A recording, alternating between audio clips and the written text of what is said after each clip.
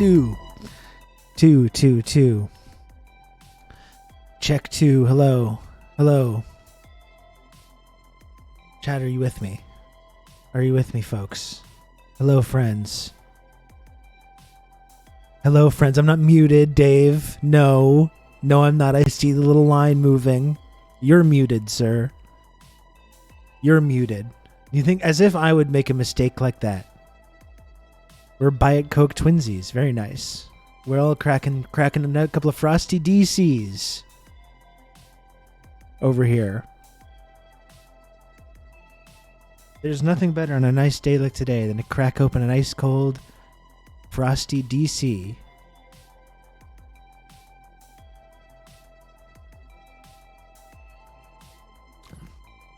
I went out and had a big breakfast as well, and was walking around, and it's getting pretty hot. So this ice cold Diet Coke is nice right now. Oh shit! I fucking sorry. Let the boulder roll back down the hill. Can't forget about that. Can't forget about that. What, you thought there would be one day where I wouldn't have to worry about the number going up? Well, guess what? There isn't one. That doesn't exist. Gotta let that boulder roll all the way back down. But it's okay. That Pepsi Max Lime does sound nice, Diego. I would like to give that a try. I would for sure like to give that a try. Generally, even though I'm more of a Coke fan, I prefer the flavored Pepsis, like the flavored, like the diet cherry Pepsi is really good, and I imagine the Pepsi Max Lime is quite good as well. That's right, I have big breakfast. I met up with a couple of friends. Met up with Andre Goulet of Harbinger Media and Nashwa Khan, who you might know from Twitter and her own podcasting stuff, Habibti Please and stuff, even though she's kind of like a lapsed podcaster right now. Met up with them at a famous Montreal deli. I got some bagel and lox and smoked salmon. That was very nice. That was very good. Having peanut butter toast and eggs with my tea. That sounds lovely. That sounds very nice. I had a good morning. A little brisk walk as well. I've been walking more. I've been a little more active. That's been good for me.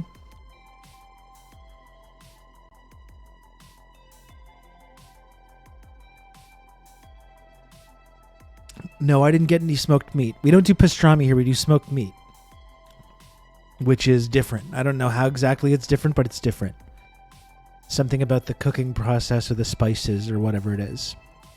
I didn't get any though, but I did get some very good lox and cream cheese and bagel. It was very nice. How's the elbow? It's still swollen. It's not as bad as it was, definitely, but it's not totally getting better.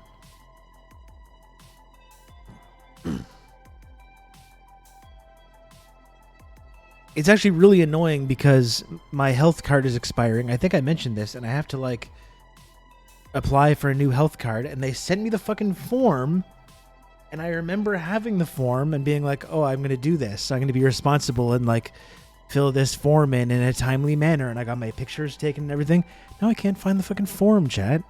I can't find it. I don't know where it is. And there's only so many places it could be. What did I do with this form? Did I throw it away? I don't know. It's so annoying though. I hate that shit. Maybe you can file it online, but you need to send them pictures as well.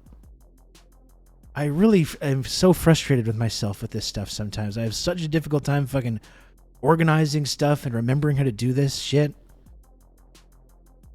What does it mean to apply for a health card? Well, what you can do is just go to an office where you, similar to a driver's license office, where you fill out the form, you take a number, you wait in line, you do the picture, and that stuff. But there was a form that I had to do it through the mail, so I don't have to go to the fucking place.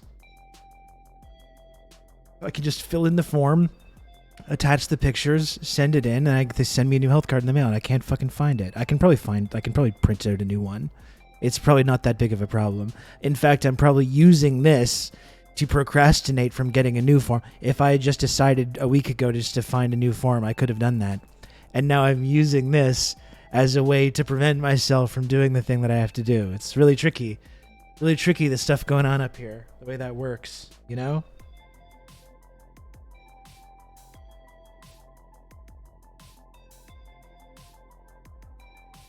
Yeah, you need the card to like see a doctor or to go to a clinic.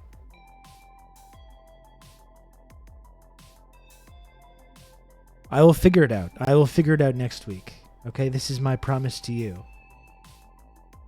This is my promise to you, the chat. I will figure that out next week. But it's now I've got a legitimate medical issue here. My health card is running out, and I'm like procrastinating and sabotaging myself from being able to fucking do what I have to do.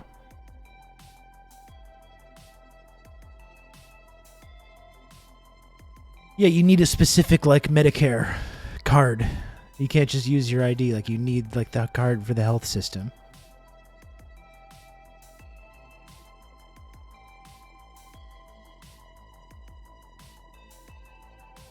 CIA opt to steal my forms. That's right, and they know that I don't need. They know that I don't need like a lot of motivation to not do this stuff. All you need to do is put one roadblock in my way for these kinds of things. Just give me one little roadblock, and I'm gonna like probably give up pretty easily.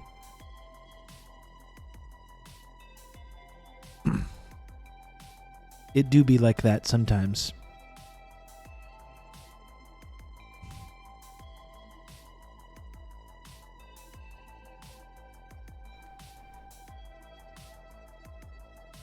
How's everybody doing?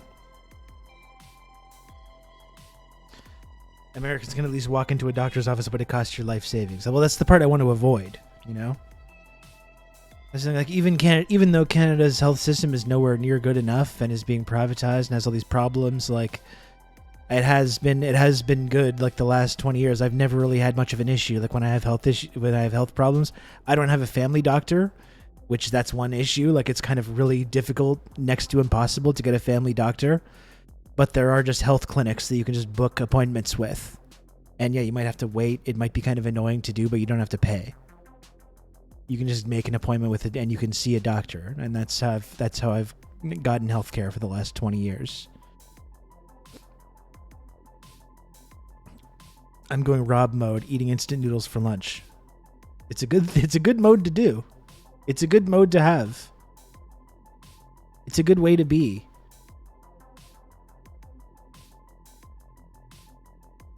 The instant noodle lifestyle. Many people in this community are taking the pledge. Joining the instant noodle lifestyle.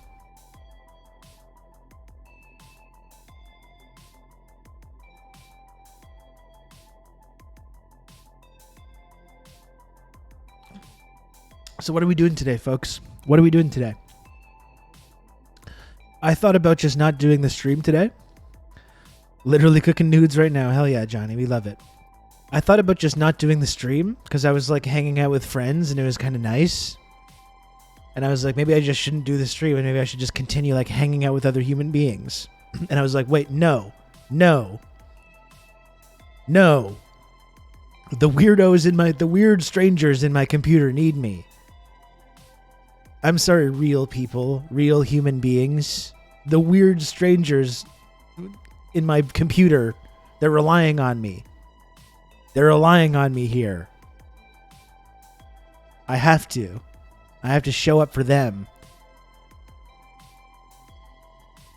Is CM Punk coming to Collision? I mean, I think so. It seems to be the case. I'm looking forward to whatever big entrance he's got planned, whatever big angle he has to get himself back in the mix. I'm looking forward to whatever it's going to be. It's going to be fantastic.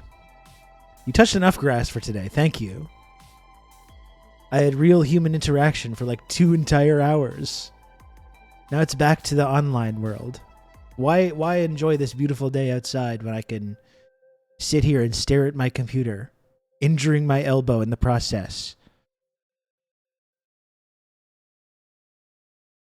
And do this, whatever this is, and just do this. Why would I continue hanging out with other human beings in the beautiful outside weather?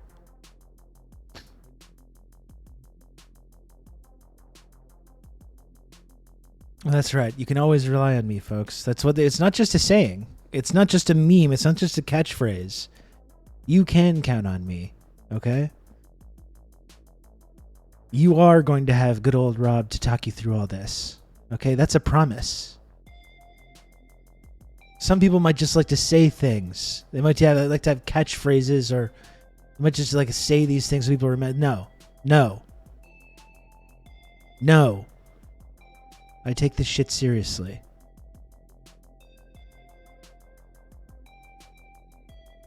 So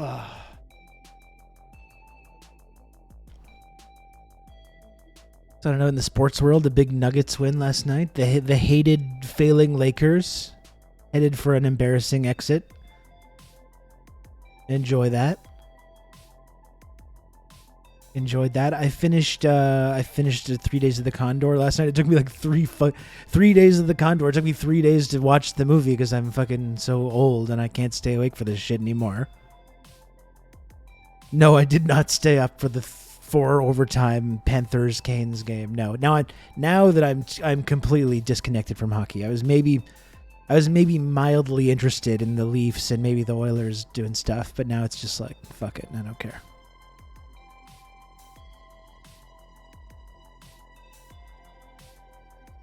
It's actually genuinely kind of funny in hockey how, like, it's taken so seriously in Canada, and all these Canadian teams just struggle to always live up to expectations and struggle to go make these deep playoff runs. And then these new expansion teams in the NHL in like Vegas and Seattle, we're the Seattle Kraken, and just waltz right into the playoffs and just they're playing great and everyone's having a great time. And I'm watching it going like, this is not what hockey's supposed to be. You're supposed to be mad. You're supposed to be upset. You're not supposed to like it. You're not supposed to just succeed like this. That's not how it works. That's not how it works. You're supposed to be mad all the time. You're supposed to be heartbroken. No, I know with Seattle. Like, I'm not mad at Seattle. I'm happy for them that they have this NHL franchise. I think that's wonderful. But you're not supposed to be good, though. That's the whole thing. You're not supposed to like it. It's supposed to be painful. It's supposed to be unpleasant.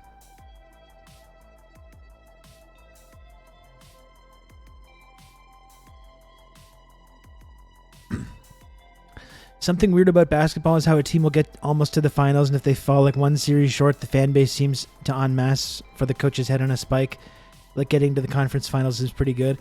I guess it kind of depends on the situation. Like with the Bucks, for example, with Mike Budenholzer, I think they had a lot of problems with him, with not performing to the level that they wanted to in the playoffs, and then they won that one year kind of in spite of him and not because of him. But I think he was kind of exposed for not like being the guy for that particular team, especially in this playoff run. So they're like, okay, yeah, we're gone. You're out. I was surprised by Monty Williams being let go by the Suns. That seemed weird. I wasn't surprised at Doc Rivers getting let go because he's just fraudulent and he's just been successful more because of the players than his like coaching abilities. And also, it's just like from a franchise perspective, I think if you like underperform, it's sometimes the coach is just the scapegoat for that, even if they are good. You can't just fire the players, but like the people need to see that like there's changes being made or whatever's being addressed. I used to wonder what disappointment that my father felt for me as someone with no children, but as an adult New York Rangers fan, I know what it feels like now. Yeah. Yep. Well, this is why I don't do hockey. I just can't do it. I can't do it. It's too painful for me. And this is what I mean about these expansion franchises. They like it too much. They're too happy. That's not how it works. Okay? That's not how it's supposed to work. It's about suffering. You have to suffer. You can't just be good and have fun and all this stuff.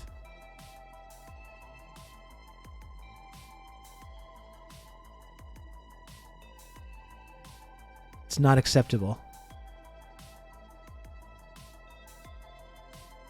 O's fan, baby. All we have is the suffering. There we go. We love it. We love to hear it. I had one season where I had a reprieve from the suffering. Now I'm right back where I belong. That's not how it works.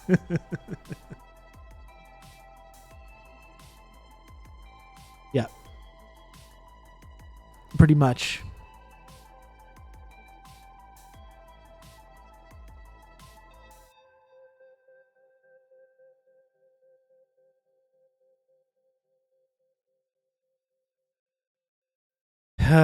Anyway, that's all. We got some sports going on. We got 3 Days of the Condor. Finished that. Enjoyed that.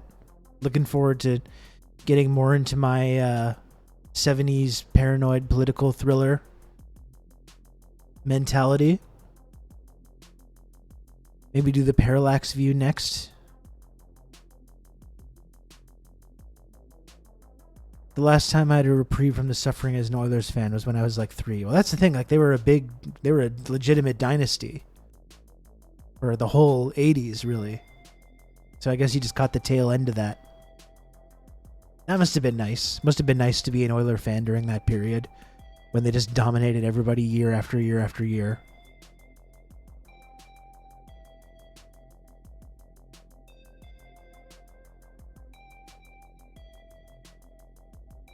I think most of us were born after they filmed 3 Days of the Condor, but as an action thriller, it still holds up so well. Yeah, no, it was exciting. I enjoyed it. Like I was saying, I think it was kind of fucked up, the like sort of gender dynamics there, and this mild-mannered CIA guy. As soon as shit starts to go bad, he immediately kidnaps a woman at gunpoint. I thought that was a little fucked up.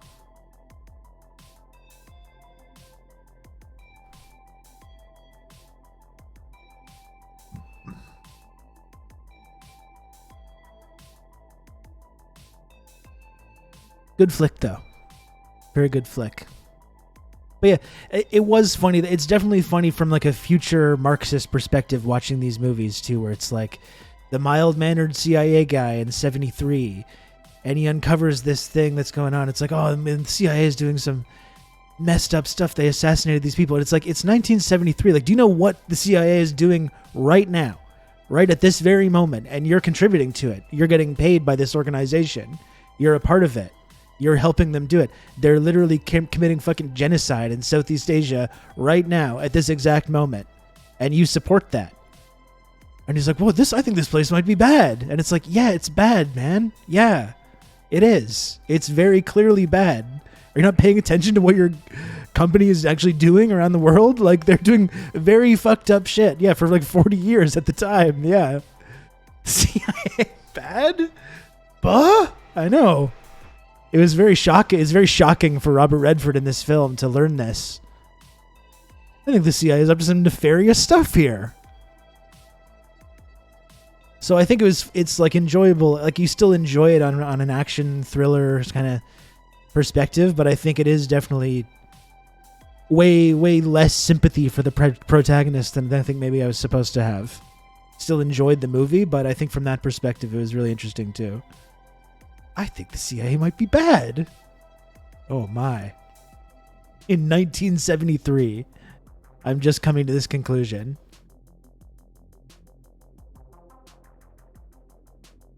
He's in his like 30s in that though. He's not like this is in the early 70s. It's young Redford. But still, he's presented as being this like bookish, like smart, capable person. It's like, do you not know what the fuck the CIA is doing right now? You ever heard of Operation Phoenix? You know, that thing that you're doing like right now at this very moment? Kidnapping dissidents and torturing people and doing all kinds of fucking horrific Nazi shit? He's like, holy moly, I've uncovered a conspiracy. I think the CIA is doing some bad stuff. Yeah. Yes. Welcome. Welcome, Robert. Yes, they are.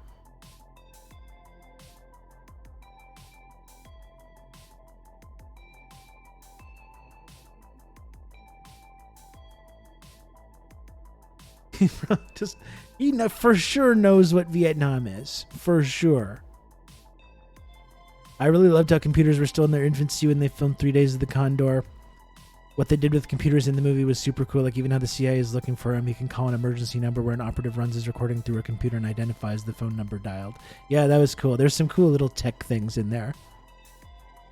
And the whole idea, like his job in the movie, that he's like, they read like everything that's ever published and they feed it into the computer and it looks for like similarities and patterns and stuff like that. Definitely a good movie. Definitely a good movie, but not a ton of sympathy for the protagonist there. The mild-mannered CIA analyst in 73 who uncovers this conspiracy. You gotta tell somebody about this.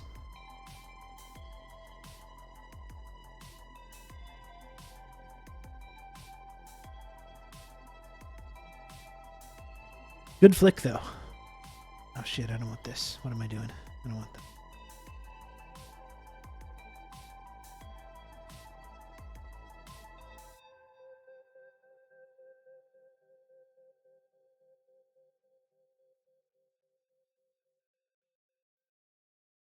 Okay.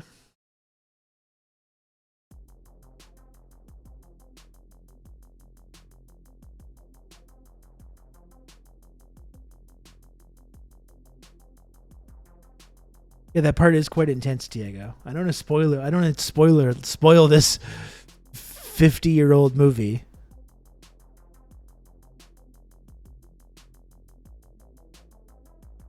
I guess in All the President's Men, they briefly have a lead on the CIA, then they never mention it again. Yeah, I definitely watched that a year or two ago, but I would like to probably rewatch it, give that a rewatch.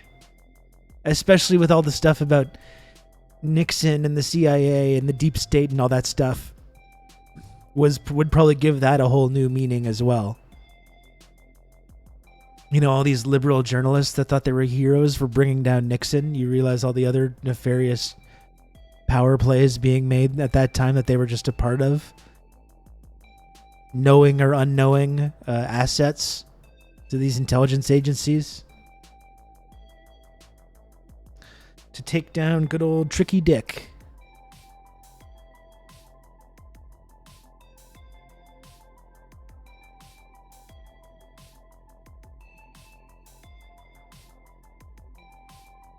Good old Tricky Dick Nixon.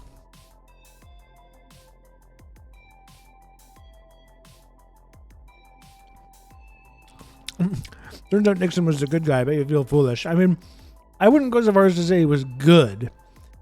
The good guy. Because he was very bad in many ways.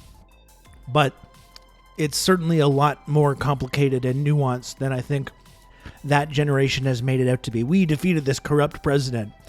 This corrupt evil guy. We got him out of there. What happened after that, though? What happened after that? The dawning of the Reagan era, which all these people fucking sold out and bought in. Completely putting the finishing touches on the New Deal of America. Officially put that in the grave. The idea that you could maybe have some kind of social safety net or progressive taxation in the United States. Or a strong public sector.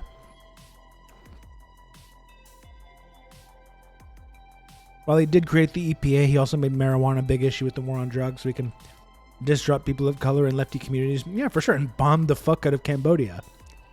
Mass murderer. Not a good guy. But I would agree that he was left of Obama, though. I would agree with that. Which just speaks to how fucking grim everything in American politics is.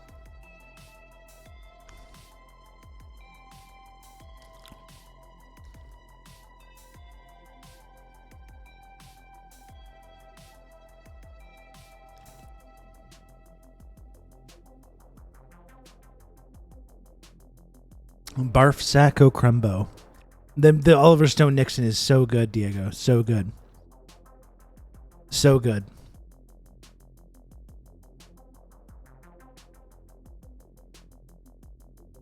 Let me find... Let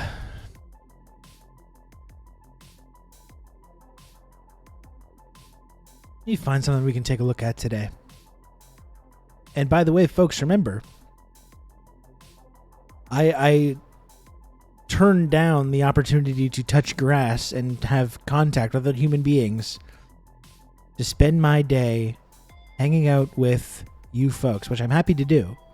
But remember, if you want to support TRRS and you want to support... This is some guy, Rob Russo, some leftist based in Canada. I was turned on to this sick individual, and I found this. Please go ahead and subscribe to the channel if you can, if you want to. It's $5 or it's totally free of charge with an Amazon Prime account. Hello, Zach. Thank you for the raid.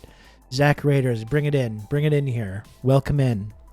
I'm Rob. Hello. Nice to see you. Nice to meet you. How's it going? Thanks again, Zach. How was the stream today? What did y'all talk about today on the stream?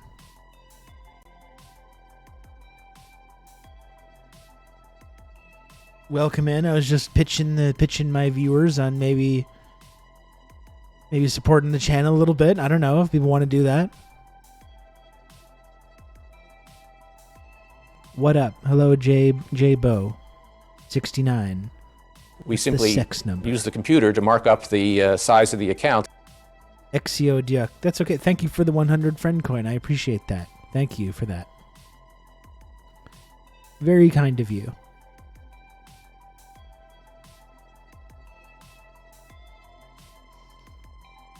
If you want to stay here but avoid supporting the channel, you're also welcome to do that. Yeah, well, yeah. In theory, yes. In theory, yes, that's something you could also do.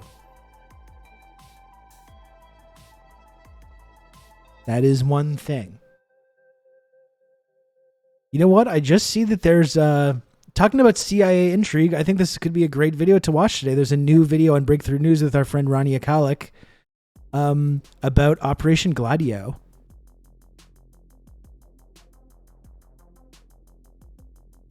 That could be good while we're talking about, you know, this. I started off talking about this film 3 Days of the Condor. Prybar is looking for a sub as well. About this mild-mannered CIA agent in the 70s, like discovering this conspiracy and learning that the CIA is bad, which is like hilarious given like what the CIA was doing in 73 and what it had done for the previous couple of decades before that, including Operation Gladio. So maybe that's something we could take a look at today.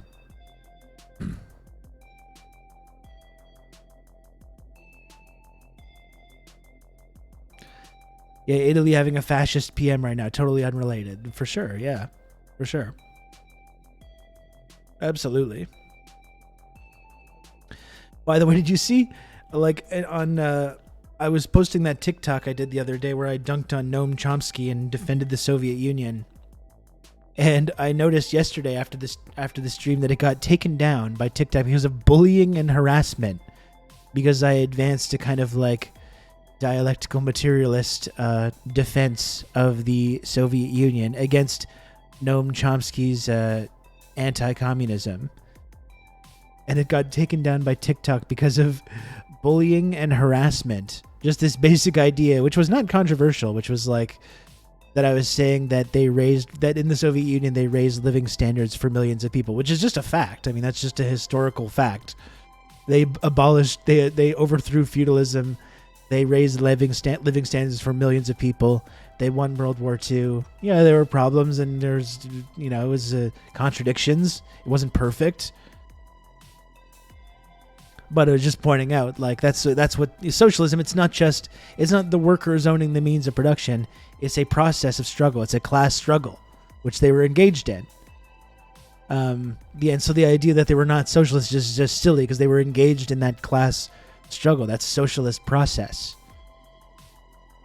You know, this basic idea. And I was very polite about it, as you saw, but it started to go a little bit viral on TikTok. I mean, not viral, but like for me viral, which was getting a few thousand views on TikTok. And once people start seeing that kind of thing, they just immediately report you for like harassing, bullying and harassment. But I did appeal the strike and they immediately came and brought it back. So, which is funny, all that stuff about like TikTok being, it's owned by the Chinese. It's this Chinese propaganda thing. But it's like, then you can't on TikTok, on this alleged Chinese propaganda outlet, advance this kind of like materialist or Marxist understanding of history. which is supposedly is in line with what China's view of history is as well. And it's like that you get you get canceled for bullying and harassment when you do this. So that's how much of a fucking Chinese. It needs to be way more of a Chinese propaganda outlet, if you ask me. Maybe they did step in. I would like to think so. I would definitely like to think so. Anyway, it is back. They brought my video back. And the anarchists and the libertarian socialists and the left comms and the liberals were coping and seething. They were coping and seething at my correct analysis. My correct dialectical material analysis.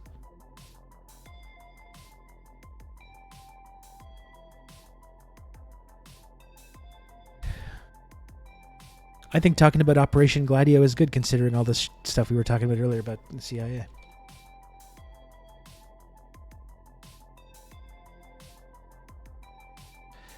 You were depicted as the Chad in the end. That's right. And that's why I always uphold Chad Parenti thought. As you know, chat. As you know.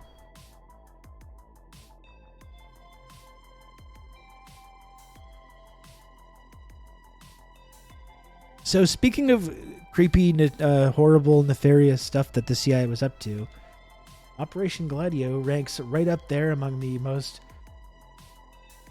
horrible things that they were involved in.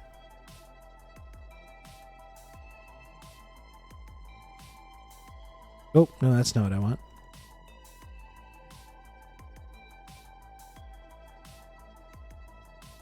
So let's look at this video. This is Rania Khalek. I don't know who the guest is. Matteo Caposo? Okay. So this is Operation Gladio, the CIA's secret Nazi collaborating terror armies in Europe and beyond. And let's listen to this and maybe see if there's any crossover. See if there's any crossover in terms of what the CIA and NATO has been doing in Ukraine. Maybe, and see if we can maybe wonder, ask ourselves some questions if this kind of thing is still going on to this day. Perhaps, I think even the ultimate question about this, there's been a lot of talk about psyops and mass shootings lately, but sometimes I do wonder if some of these mass shootings are part of kind of a American Gladio. Maybe this video will give us more information about this. Anyway, here we go. Here's Rania Khalek in this video on Operation Gladio, the CIA's secret Nazi collaborating terror armies in Europe and beyond. Here's a link to the video in the chat. Please subscribe to Breakthrough News and support them and support Rania's work. Every mass shooter had an FBI friend on Discord. Yeah, I mean, that's all the stuff all these right-wing guys talking about Bellingcat and the idea that, like, oh, they're pretending that white supremacists are doing violence. That's the psyop. And that's what I wanted to talk about, too. It's like, I'm not discounting the idea that these intelligence agencies are, like, involved in this. Like, that's the psyop. It's not that they're, like, faking white supremacists to go out and carry out mass killings. There's no shortage of people that have neo-Nazi views, that have easy access to weapons, that want to act on these kinds of violent views that they have. The question is, though, is there an FBI agent on the other end on Discord being like, yeah, you should totally go ahead and do that? You know? And that they're using that to further enhance their own powers for, like, surveillance and security, which they inevitably turn towards the left as well. Right? That's the psyop. The psyop is not that they're, like, forcing people to get Nazi tattoos and go out and carry out killings in order to make Nazis look bad. That's not what the psyop is, you know?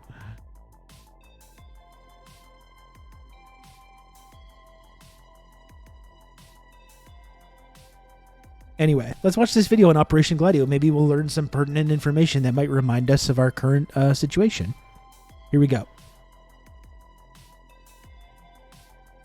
Nazis, they had this meeting, and it was, I think, in June 1934, where there is a literary quote in the book where one of the Nazi lawyers says, the most useful material to do this, we found it where? In the US judicial system. So why? Because the US, according to them, had been able to innovatively craft racism into law. So they were inspired by decrees that restricted immigration to free white person, or the ideas for of sure, John. Hey guys, we're all ready for forcefully January 6th, emigrating right? black people somewhere else, which were put forward by Lincoln and Jefferson. So while Whitman obviously is not going to tell us that there is a direct causal relation between the two, but I would nonetheless stress that that's there is a good way of looking at it, a GGL and Western Dulles. colonial. Right wingers have the nose to sniff out bullshit, but are so faith based they can't conceive of any explanation that's not tailor made to fit their worldview.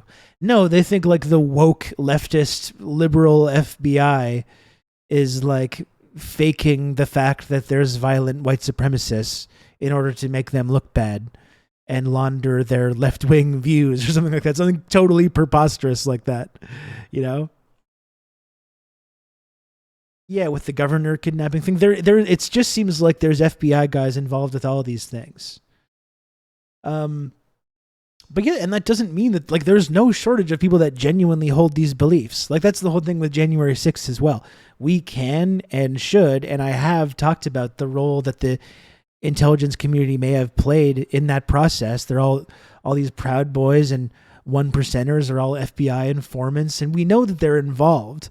But like also we can understand that and also understand like the easiest possible explanation, which is that Donald Trump is like, the Democrats are stealing the election, we got to go and storm the Capitol. And there's many people that are just like, that's all the push they need. It's not like the nefarious intelligence agencies are just creating this stuff out of nothing. Like there is this like right-wing movement that is violent and is insurrectionist, and like there was many of those folks that had needed no prompting from the FBI. Donald Trump and all these conservative influencers were like, yeah, go storm the Capitol. So we can talk about the role that the intelligence agencies play in like promoting that, or maybe keeping the security back and allowing certain things to happen for allowing a certain narrative to take place. But like, I never want to lose sight of the fact, like the simplest explanation, that there is a lot of like deranged right-wing people that are just taking their cues from like Trump and these right-wing influencers and have lots of guns and are violent and are insurrectionist. And I like just because these intelligence agencies are involved doesn't mean that these views don't exist or that these people don't exist. Good way of looking at it, Johnny. For every one Fed, there's like 25 easily manipulated, stupid, ignorant, bigoted, dumb fucking piece of shit whose family no longer. This is some guy, Rob Russo, some leftist based in Canada. I was like turned on to this sick individual, and I found this. Gremlo, thanks for the raid. Hello, Grem. Hello, Gremlo Raiders. Welcome in. Thank you for the raid. I appreciate it. Welcome. I'm Rob. Hello, nice to see you. How was your stream today? I hope it was good. What did y'all talk about on the Gremlo stream? We are just today taking some time. I was talking about this film I was watching, 3 Days of the Condor, talking about some of the nefarious shit that the CIA has been up to in the early 70s and before that. And so now we're watching this video that just came out with Rania Khalek on Breakthrough News about Operation Gladio. So we get some information about that, and also tying that together with certain things that are going on in the United States and Europe to this day, and wondering if maybe these same people and these same tactics aren't being used. Thanks again for the raid, Gremlo. I appreciate it.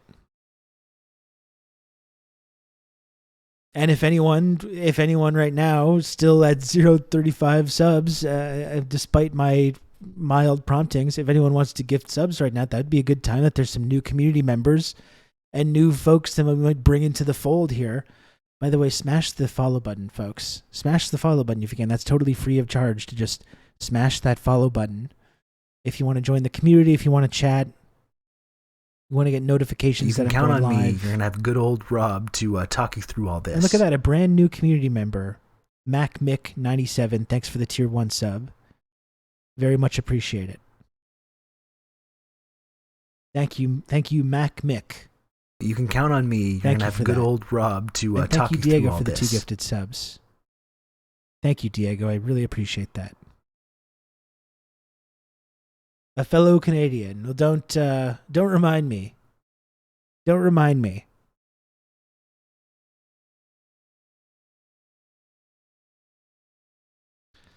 We don't need to insult people now. Snow Mexico. I would say it's more snow Australia than snow Mexico. It's more snow Australia. Winter is almost over. No, that's nice.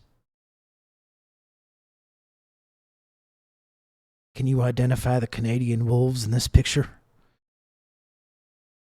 I really like that. I really like that line. That's really stuck in my head. Anyway, thanks for joining us, folks. Thanks for joining us. Oh, fucking my whole... Why does this not work now? Good Lord.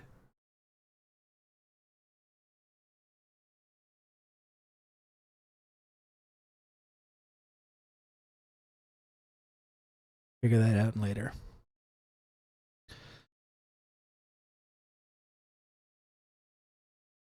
I'm a Quebecer. What do I do? I'm a Quebecer as well. Mac Mick. I'm right here in Montreal, Quebec right now. It's where I've lived for 20 years, and I was actually born here as well. So most of my life I've lived here, I guess, even though I grew up elsewhere. But yeah, it is kind of the best city, even though I don't really like Canada. Montreal is not really Canada. It's not. It's kind of just like it's not even really Quebec. It is a little bit Quebec, but it's kind of just its own thing. It's kind of its own unique place in North America, which I really enjoy. Anyway, let's get this clip started. This is Ronnie Akalik on Breakthrough News talking about Operation Gladio, the CIA secret Nazi collaborating terror armies in Europe and beyond. How do you compare it to Toronto? I just think it's like the cost of living is lower. It's more chill. Toronto's a very like rat racy city, you know? Everyone's on that fucking grind all the time. People in Montreal are a lot more relaxed, a lot more chill. It's a different culture. It's got the whole French aspect, but isn't quite as militant about it as the rest of Quebec. Some of the great food, good food in Toronto as well. It's smaller. It's a little more insular, more community focused. I don't know. Toronto's cool too. I like Toronto. Anyway, let's go. I've introduced this video like I think 6 times now. Let's get going with this. Thanks again for the raid from Graham. I appreciate it. Imperialist continuity. Hello everyone, I'm Rania Kalik and this is Dispatches. Much has been said about neo-Nazis in the ranks of the Ukrainian armed forces, and the US and NATO's support for them. It's been embarrassing, to say the least. However, this isn't new. Collaboration between the US and Nazis and fascists is a pattern that stretches back to the end of World War II and sure NATO's does. founding, when the US and British intelligence services It's almost like America allied with the Nazis after World War II. As 2 years ago, almost 2 years ago to the day, I pointed out in our friend Steven's, the omni-liberal, in his mentions. 2 years ago today, almost to the day. It was like next week sometime. I correctly pointed out in his mentions, leading to still people coming in here going, "No, you said the Nazis in the U.S. had an alliance. Don't you know the Nazis lost World War II? Don't you know that? Yeah, I know. I know that they lost World War II. That's pretty common knowledge, actually. But anyway, sorry, I keep getting distracted from the video. Established a secret far-right terror network of stay-behind armies across NATO countries, made up of fascists, Nazi collaborators, and actual Nazis. For decades, the US and allied countries recruited, armed, and trained right-wing terrorists to wage a war on the left, all under the guise of preventing a Soviet invasion of Europe that never happened. This secret terror network came to be known as Operation Gladio. Gladio cells carried out false flag terror attacks, often indiscriminately against civilian targets. I must wonder whether that same thing is going on today. I know you sound like you can't talk about this without sounding like a wacky conspiracy theorist, but considering this is like part of that playbook for these CIA militia groups staging these kinds of false flag attacks, these stay behind armies, sometimes I can't help but wonder whether that very strategy is still being employed to this day. I will never forget about this piece. I don't know how much longer, like I'm almost surprised that it's still available to read. This Yahoo News piece from a month before this Russian invasion of Ukraine happened about CIA-trained Ukrainian paramilitaries may take central role if Russia invades. And I just wonder if there's any crossover between this Gladio process and the training that they gave those fascist paramilitary groups, and the exact same situation happening here with these CIA-trained fascist paramilitary groups in Ukraine. I wonder. And then we see all these big high-profile human rights crimes committed, allegedly by the Russians, and it gets played up in our media and gets used to promote more and more arms shipments to these very people. Doesn't that make you kind of like ask these kinds of questions? Again, I know it's not popular to ask these questions and people get very upset, but like, it's just basic pattern recognition, It's just having a basic sense of being like, this is the exact same strategy that they've employed around the world for decades. And I wonder if it's happening here at the exact same time.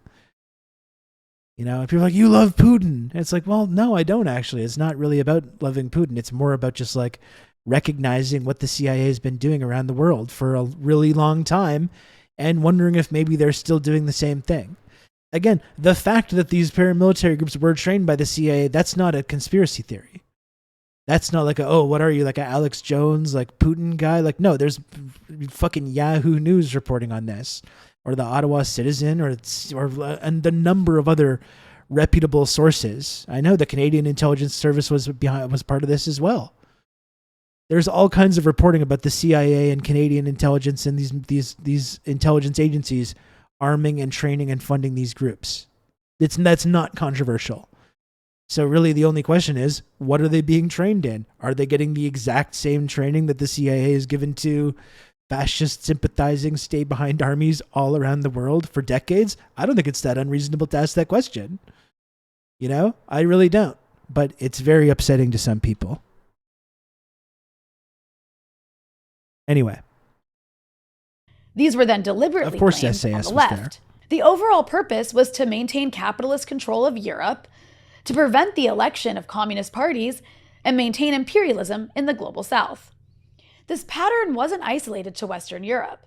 There was Operation Paperclip, a secret U.S. intelligence program that brought Nazi scientists to the U.S., and Operation Condor in Latin America. And similar false flag operations were revealed to have taken place in Lebanon.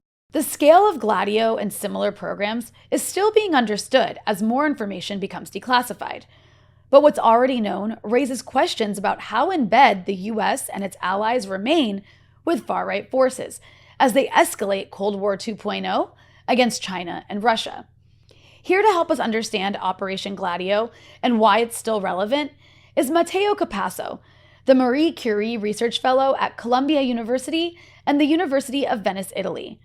He's also author of Everyday Politics in the Libyan Arab Jamhuriya and editor of Middle East Critique.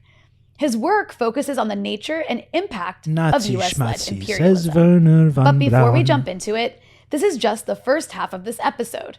The second half is available for Breakthrough News members only. You can become a member at patreon.com/Breakthrough News. And as always, be sure to hit the subscribe button and the bell so you get a notification whenever we post new content. And if you appreciate this show, you can also donate below on YouTube. Matteo, welcome back to the show. Thank you, Rania. It's a pleasure to be with you. It's a pleasure to have you back on, and I'm really excited about this topic because it's not often discussed. We're going to be talking about Operation Gladio and some other related horrible campaigns of right-wing terror backed by US and other European intelligence agencies. But before we get into the details of all of that, with conversations like this, I think it's always important to maybe set the baseline for what is your definition of imperialism, because obviously this is all related to imperialism. So it's important to remind our audience of the foundation of all of this. So very briefly, What's your definition of imperialism? So I would probably start with the definition, which I think is the most apt for our discussion, and is the one laid out by the Egyptian Marxist thinker Samir Amin. Samir Amin has a beautiful essay in Monthly Review called Contemporary Imperialism.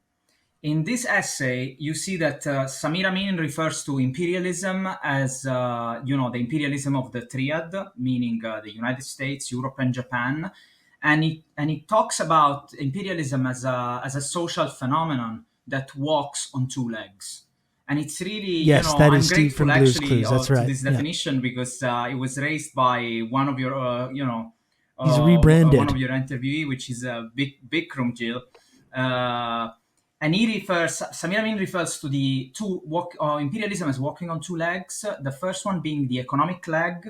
So the idea of neoliberal policies that are forced as the ultimate and exclusive possibility of economic policy. And then he talks about the political leg, good old Rob to which talk is you the through all continuous intervention in.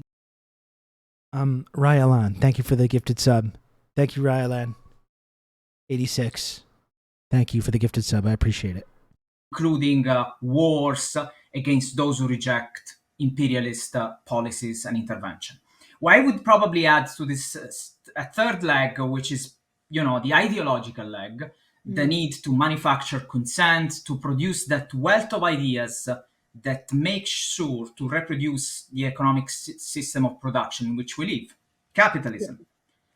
Now, and this is, if you allow me, when we talk about this these three legs, in a way, there is an interpenetration of each one of them. We can't really think, and I think this is what is important also about our discussion, is that we always need to link the part to the whole.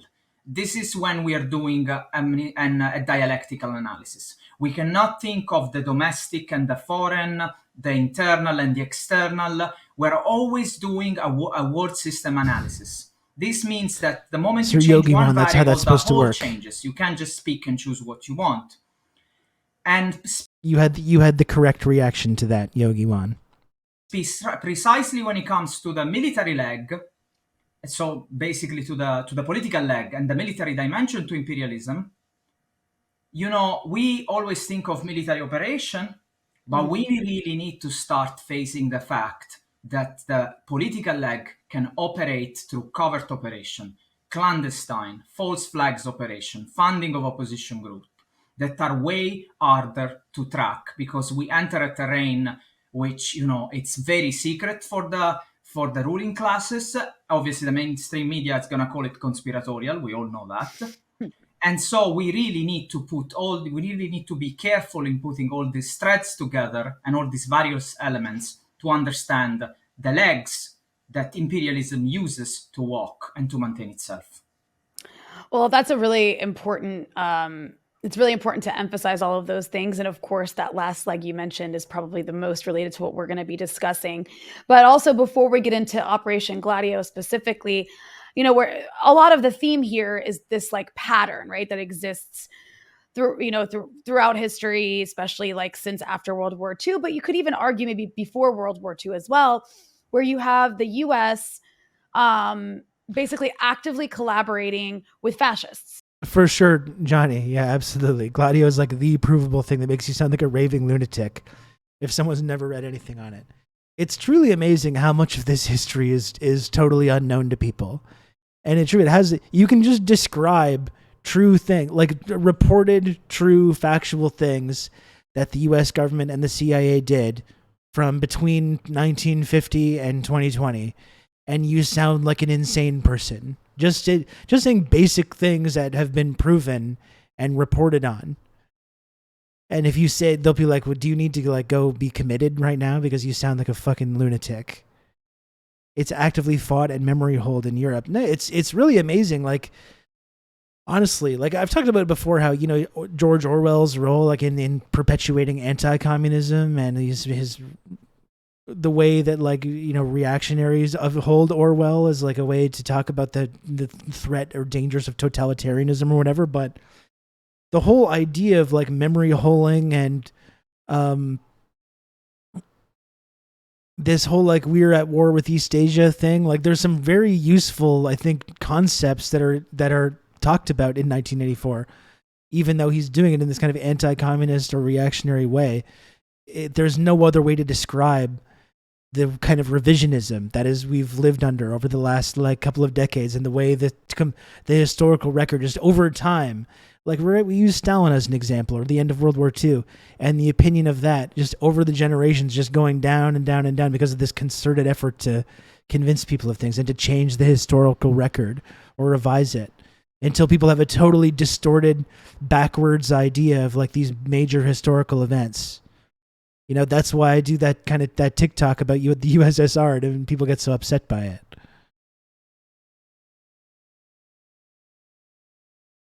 Double think, memory hold. It's literally that's what happens. It's the exact process that happens.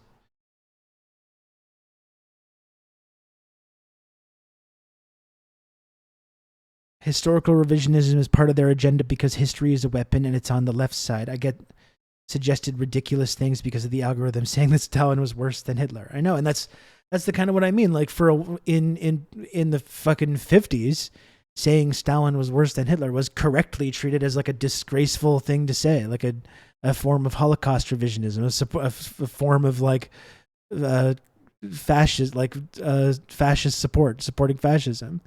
And now that's just the commonly held belief. Like and it wasn't like that right away. It took time. It took generations to kind of allow this kind of thing to set in and take hold in people's minds. And now that's like with the whole Ukraine thing, with the ways that that's been talked about. Now it's basically this common understanding. That's why you have to uphold people like Bandera in Ukraine, because they were these anti-Soviet freedom fighters who are liberating the country from the clutches of the Soviet regime that defeated the Nazis along with several million brave Ukrainians, but fuck them, right? And who committed this genocide, this intentional genocide, just like the Nazis did in Ukraine. Like this is now like the common understanding that people have about these historical events.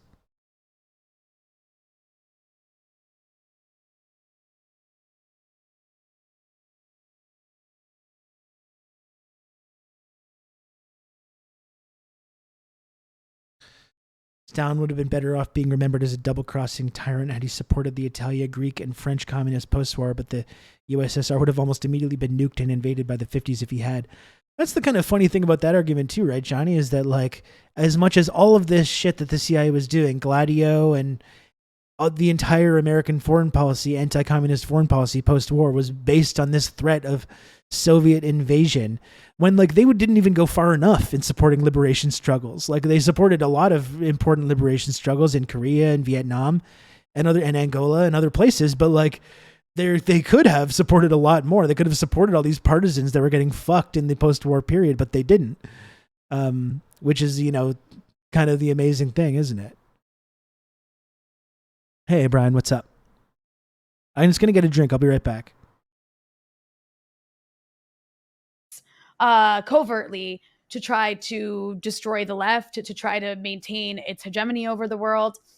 And I think that, when we talk about something like NATO, which is, of course, being sort of been like rebranded in the last year and a half since the war in Ukraine started as like this like savior of freedom and democracy, there are certain fascistic or Nazi roots of NATO. So can you briefly discuss NATO's founding and those Nazi roots that in fact set the stage for the secret terror network that we're going to be discussing? Yeah. So very briefly, basically in the aftermath of World War II, as you were saying, the US tried to consolidate a political and financial leverage over worldwide, becoming consolidated, that becoming the major imperialist power. So it was a creditor to France and Britain during the war. And he was trying to restructure the world system in the wake of this deficit-driven withdrawals of European colonialism from Africa and Asia and all that. So what you see is that if we abide or if we follow the definition of imperialism that we provided, then you see that the US, in terms of trade, launched the Marshall Plan, which is so idealized and praised up to today, because we are told that the goals of the United States were so altruistic. But in a recent book, for example, by Chris Bale on the Marshall Plan, he literally lays out the fact that he makes really explicit that the plan was conceived by the military. And the main goal was to prevent the spread of communism. So while these new trade arrangements provided this sort of idea that they were facilitating freedom of enterprise and international exchange, you have the creation with Bretton Woods in 1944 of the World Bank and the International Monetary Fund. Now, this is on the economic leg of imperialism. On the political leg of imperialism and the military one, this is where NATO comes in, because we also witnessed the necessity. I know, Diego, it's upsetting to have my Clancy-informed worldview challenged like this. And this is, it is in 1949, Jack Ryan never would have supported this. In the aftermath of World War II, where the United States, Canada, the Western European nations basically decide to create a military alliance, the North Atlantic Treaty Organization, NATO, which I am going to provide you the definition from the website so that, everybody knows why NATO is... Non-biased here. We're not biased here. Well, we are, but we're bringing it from the website. I like that. Exactly. Its purpose was to secure peace in Europe, to promote cooperation among its members, and to guard their freedom. All of this in the context of countering the threat posed at the time by the Soviet Union. I mean, we can go on and on. I'm not going to give you everything, but the main idea is that the Allies committed to democracy, rule of law, and peace. Okay? Now, that's what it sounds like. But what we need to say that basically the idea that NATO was created to provide peace and to counter the threat of the Soviet Union translates into NATO being founded as an anti-communist military alliance. So, which continued, up to now. What is really important, really just anti-Russian, is that, and this is a completely denigrated and purposely forgotten part of history, is that the establishment of this military alliance had, against a power that more than anybody else had paid dearly to fight Nazism. I mean, researchers put the numbers of soldiers belonging to the Soviet Union between 11 and 22 million of people who died. This alliance ended up recruiting and collaborating with the same Nazis. So at the very foundation of NATO, and this is where, Operation Gladio comes in, whether we like it or not, we see the complete comfort of Western democratic forces to cooperate and collaborate with the most regressive elements of society. The same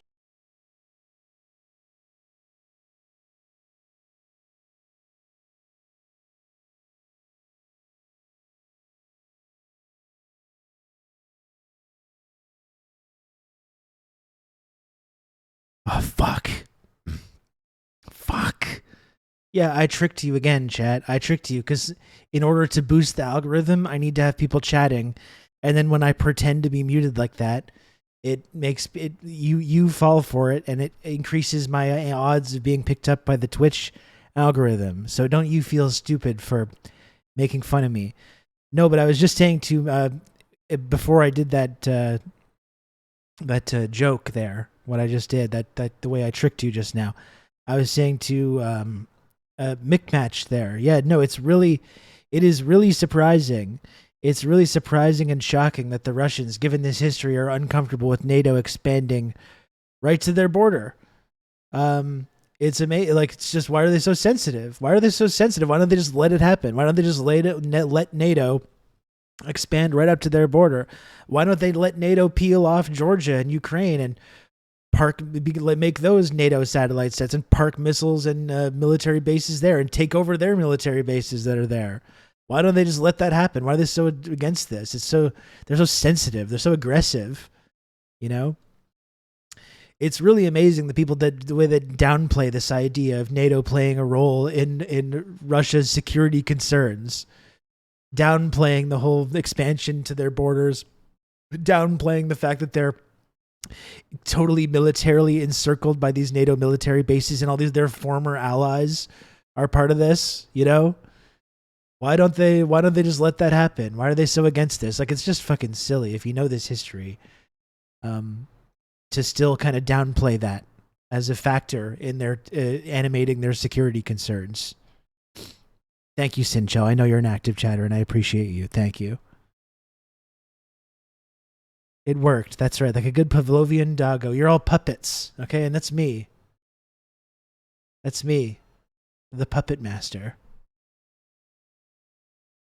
Same ones that committed the mass killing of Jews and Gypsies in Europe, namely the Nazis and the right-wing fascists. So, unsurprisingly, and when I was looking into this, I found this beautiful book by James Whitman, who's a Yale professor of comparative law. Saved Europe from fascism and never let them stop paying for it, for sure. Yeah, people who simp for NATO don't know about how many crimes they did, or they know, or they just support the crimes because it was against the Soviets who were bad, right? That's the amazing thing. Like, the people that they claim to be like on the left, so they're like, I'm a leftist and I'm against imperialism, and I support what America did with Russia and the Soviet Union because the Soviet Union was being imperialist. And they use this like left-wing language to contort themselves into a pretzel and support Western imperialism using this language of like socialism. It's just fucking nonsense. It drives me crazy. And he has this book called Hitler's American Model.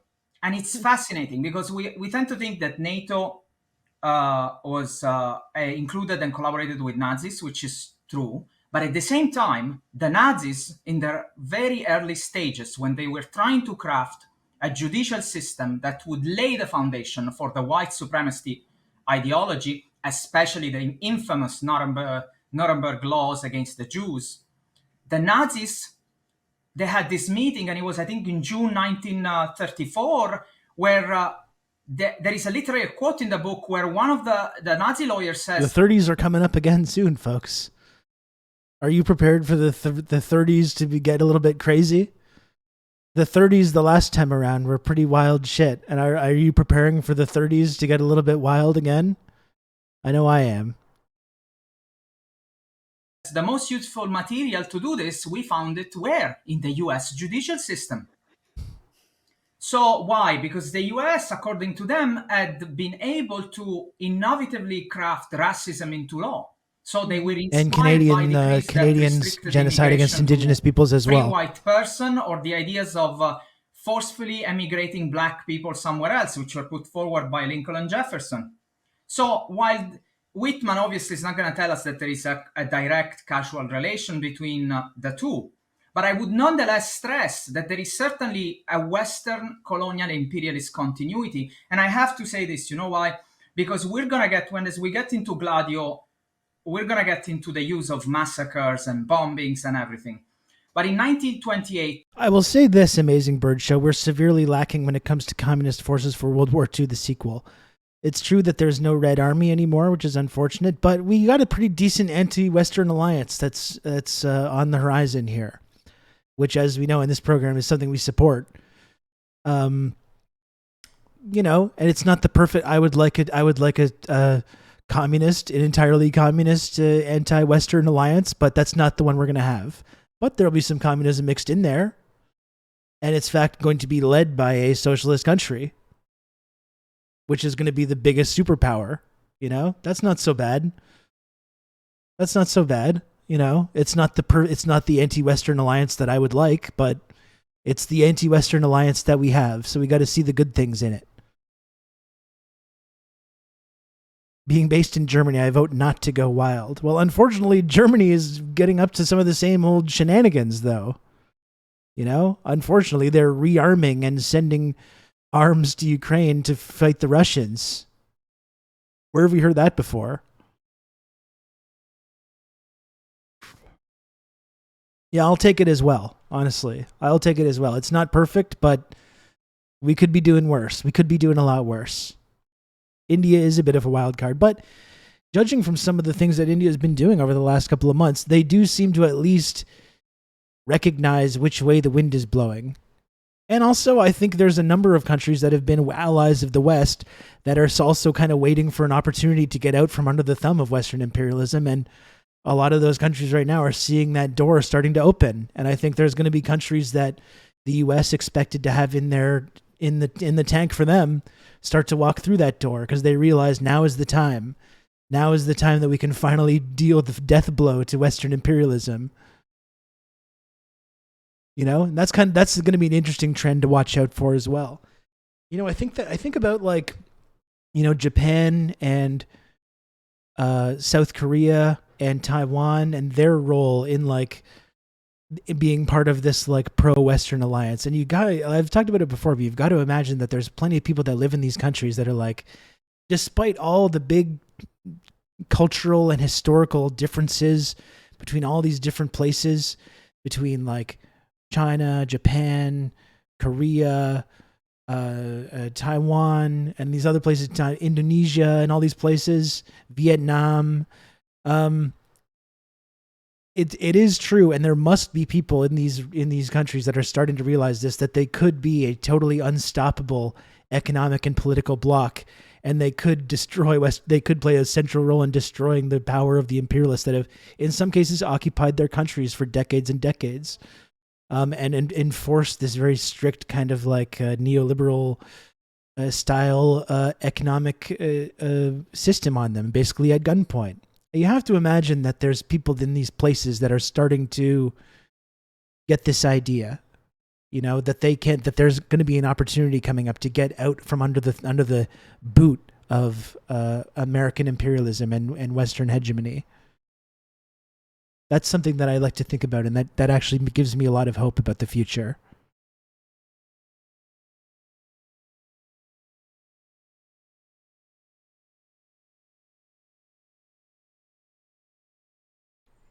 Climate change is a huge wild card as well. That's true. Yeah, absolutely. Where that's, like we talked about India, that's going to be one of the central parts of the world that's going to have some of the most immediate adverse effects. You know, I read an article. I'm so terrified by it that I don't even want to I'm scared to even look into it more. But I saw an article saying that like we're on pace to hit the like global 1.5 degree warming nightmare scenario, which was always predicted to be like kind of end of this century kind of thing in like 2027. Did anyone else see that article? It's incredibly fucking terrifying. They're saying it there, and again, I don't know how much of this is the consensus or what, but like they're saying, no, yeah, actually, we're gonna hit that in like this decade. That thing that was supposed to happen maybe like in this worst case scenario at the end of the century. They're like, it's more like now actually that's gonna happen. That's fun to think about. That makes me feel good. And we've got America preparing to like nuke the whole world rather than give up their economic, their iron-fisted economic grip over the entire planet. Rather than what we need to be doing is working together, working with China, working with Russia to solve this problem and to get through this. And we're doing the opposite. We're going in the opposite direction. Even when China is trying to reach out a hand, trying to say like, let's cooperate, let's work together, we're instead of like doing the normal thing and agreeing with that very reasonable idea, we're fucking spitting in their face and slapping their hand away. That should be a great conclusion. That should lead to very good things for our society. God damn. Well, let's get back to this. I was kind of hopeful there talking about the anti-Western alliance, and now I'm right back down in the fucking ground. Right back in the black pill zone. God damn it. Hitler expresses his fascination for the genocide of the Redskins, saying that Europe should do the same to save itself. Well, this is a very important statement, because it reminds of the historical weight that Western civilization, European civilization especially, carries vis-a-vis mass genocide. Now, there is David Stannard, who wrote this book, American Holocausts, in which he documents the pace and magnitude of native people obliteration in the Americas. And there is a sort of consensus among historical demographers that there was an overall decline of 95% of people. What this means is that for every 20 natives alive at the moment of European contact since Christopher Columbus, only one stood in their place when the bloodbath was over. The destruction of the Indians of the America was and remains the most massive. We got to remember that big black book of communism. So this is where we should start. 20 bazillion people killed. 30 billion. And of course, there was a lot of billion, officials, particularly in Germany, who after World War II ended up staffing like certain positions in NATO, having been actual Nazis and serving in like the Nazi government, which is so insane, but I guess not at all surprising. So when we talk about Operation Gladio, then let's start there. Where does Operation Gladio fit into all this? And for those who don't even know what we're talking about, like what is a basic, I guess a brief explanation of what is Operation Gladio before we get into some of the more specifics. Yeah.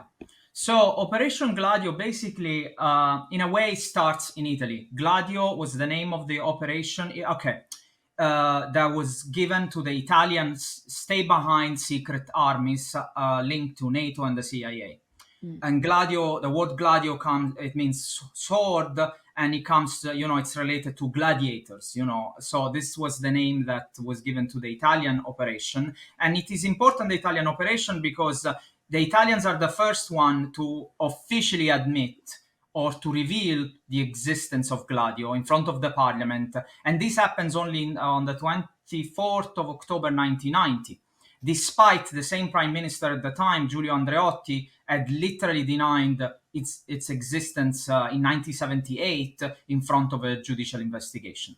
So what is Gladio? Is a coordinated clandestine warfare section linked to NATO, a secret army that had been set up by the US Secret Services, initially the OSS, which then became the CIA, and also by the MI6 after the end of the Second World War to fight communism in Western Europe.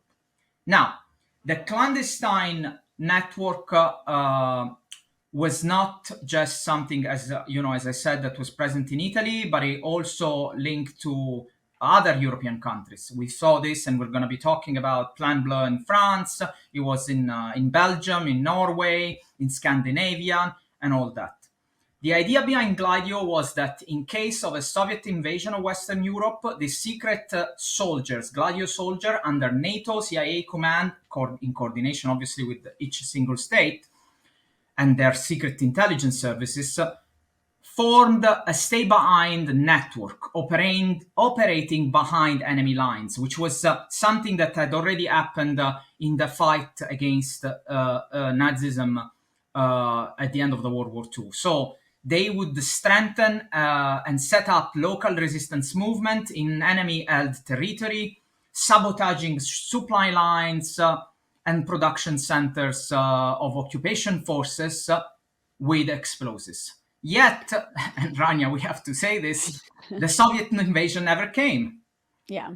The stay-behind armies, then what did they become? They became a very useful tool to fight a much more real and present danger for the US and Britain, which were the strong and organically connected communist parties. Because once again, we have to mention, I don't know why I have to mention this so many times, but communism did fight Nazism, despite all the attempts of revisionism. I don't know if our listeners know this, but every time now on August 23rd, we have to celebrate the European Day of Remembrance of Victims of Stalinism and Nazism. That's what I mean. Like, obviously. That's how absurd that is, and we do this. Is that Black Ribbon Day? I believe that is Black Ribbon Day. But it's the same thing. Like that used to be widely accepted to be a form of Holocaust denial. And now that is the main historical record. Like that's the level of revisionism that we're operating under here. It's truly amazing stuff. There is an attempt to revision all this. So this clandestine network in the absence... Wait, real quick, I just want to mention, since you mentioned victims of Stalinism and Nazism, when they talk about victims of Stalinism and they talk about victims of supposedly communism, they're talking often about Nazis as well. Like that's included in their death count, is Nazis. Anyways, please continue. You're right. Absurd. It's absurd. Yeah, you're right. And so, the Soviet invasion never came. And this gladios, this secret behind armies, became a useful tool to make sure what? That no communist left-leaning political force could come to govern in Western Europe. And with time, all these units were completely integrated into NATO. Now, if you allow me, Rania and I think that this is where I would really like to say this. In Gladio is not just, these are the facts, but I think we need to think of Gladio as a way of living, as a way of thinking, as a way of operating. Gladio is something, this is why figures like Julian Assange are so important, because you cannot fight things like Gladio without whistleblowers, without opening up and going into the secrecy of these military operations of this kind of military tactical strategies that took place throughout decades. It's the way and so it's a way of thinking, Gladio, of operating for imperialism. Yeah. And I think that, so there's a few things going on here. So Gladio, obviously, this is all under the guise of, we're preventing a Soviet invasion secretly. But in reality, what you have is US and British intelligence essentially organizing through NATO the stay-behind army of fascists and Nazis and Nazi collaborators in all of these countries. And it's so widespread. And this is also just what we know, right? We don't even know the extent of how big Gladio was, but just from various declassified information that's come out and statements by leaders throughout Europe over the decades, we know that it was primarily used to what you mentioned, which was to maintain this kind of anti-communist control over Europe, in particular, preventing the democratic rise of leftist parties, right? Because like you mentioned, communists fought Nazis, not just in the Soviet Union. There was communists in Italy. There was communists in France. And I just want to reference real quick, like an example. One example of this is that in France, I didn't know this. This is actually, and I have to credit Asa with Stanley, who has a great Substack where he wrote about this specifically. So this is from his pieces on this. But in France, the French Communist Party was kept out of government despite winning the 1945 election. Without all the interference, it's truly amazing to think about the world that we would be living in today without all the fucking interference. If communism was just allowed to develop naturally as like a natural form of like economic transition, without all the interference, without Gladio, without all the shit in Southeast Asia and Latin America, Operation Phoenix, Operation Condor, and all the vast amounts of interference in Indonesia, right? Like Indonesia is going communist. That whole block, in these like France, Italy, Greece, all these countries, and we're like that was only avoided through fucking cheating, through like completely subverting any democratic will, literally arming these fascists that had been the ones like that these communists were fighting against, preventing communists from taking power, were rightfully taking power in Greece and France and all these other countries and Germany. It's just so unfair and cruel the way that the possibility of this new world was there in the post-war period, and it was just so cruelly destroyed and stepped on by these American imperialists with just brutal violence and torture and just every dirty method that they could possibly come up with. It's just mind-blowing to think about. It hurts to think about the possibility of the new world that was on the horizon in that post-war period, which America could have just let happen, and America could have just worked with this burgeoning kind of new world order hand in hand and created a beautiful new century of cooperation and peace and solidarity. But no, we couldn't have that. We had to do the Fourth Reich instead. That's right. It's so awful to think about, honestly. Yeah, and the McCarthyism purges as well. It was purged in the West as well. Absolutely. army there was called Plan Bleu. I'm sorry that I'm not using a French accent. Yeah, worst timeline. And it was used to help keep the communists out of power. We really are the worst timeline. Maybe there's some that are worse, but it's pretty bad. There and in other places as well. And we're going to get to Italy, so maybe we can mention Italy at one point. But I also just want to note, I found this really fascinating. Operation Gladio was also used to maintain imperialism in the global south. And one example of that, again, I have to credit Asa Winstanley, is that the right-wing dictatorship of Antonio Salazar in Portugal allowed Portugal to be a major Gladio base, which was called, it had like its own army called Aginter Press, which trained terrorists for assassination operations, targeting liberation struggles in Portugal's African colonies. So this went, beyond just what's happening in Europe. And then I just want to reference real quick, and before we get to Italy, and then if you have anything else to add, is on top of that, and again, credit to Asa Winstanley, the top echelons of West German military, intelligence, and political elite were absolutely riddled with senior Nazis from Hitler's regime. SS and Gestapo officer Klaus Barbie, directly responsible for the deaths of tens of thousands of resistance fighters and Jewish people, was recruited by the U.S. military's counterintelligence corps in 1947, hidden from the War Crimes Tribunal, and spirited out of the country. Barbie was instrumental in establishing the West German part of the Gladio network. So again, you could go country to country, and this is just some of what we know. There's so much more that took place in this. And then we get to Italy.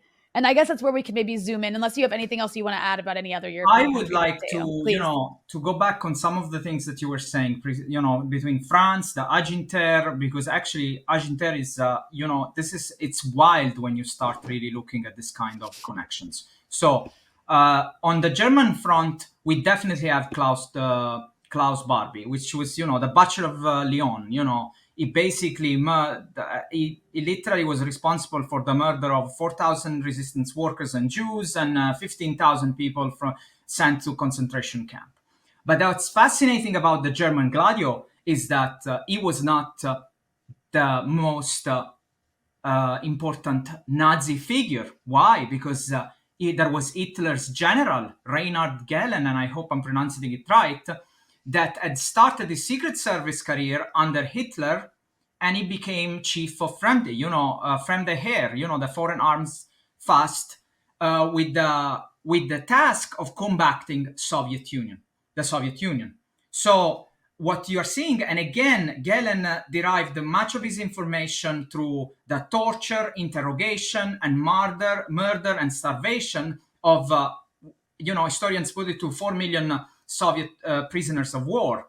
Now, U.S. historian Christopher Simpson, and I'm getting this from his book, found in his detailed account of the U.S. recruitment, the U.S. recruitment of Nazis, that Gehlen was well aware of the fact that his war crimes had earned him the merit to appear on the blacklist of the Soviet secret services.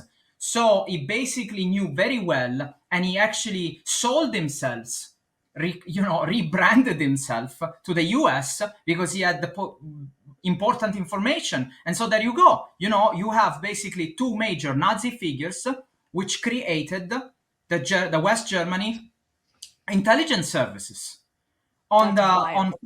It's kind of concerning, wild, and I know we're going to get into more of this, but East Germany had the Stasi, though. Oh no, not the Stasi. As a plan, East Germany was just so terrible. Don't pay attention to the Nazis that were put in charge of the intelligence service there, by the way, though, and the entire legal apparatus in West Germany infested with Nazis as well.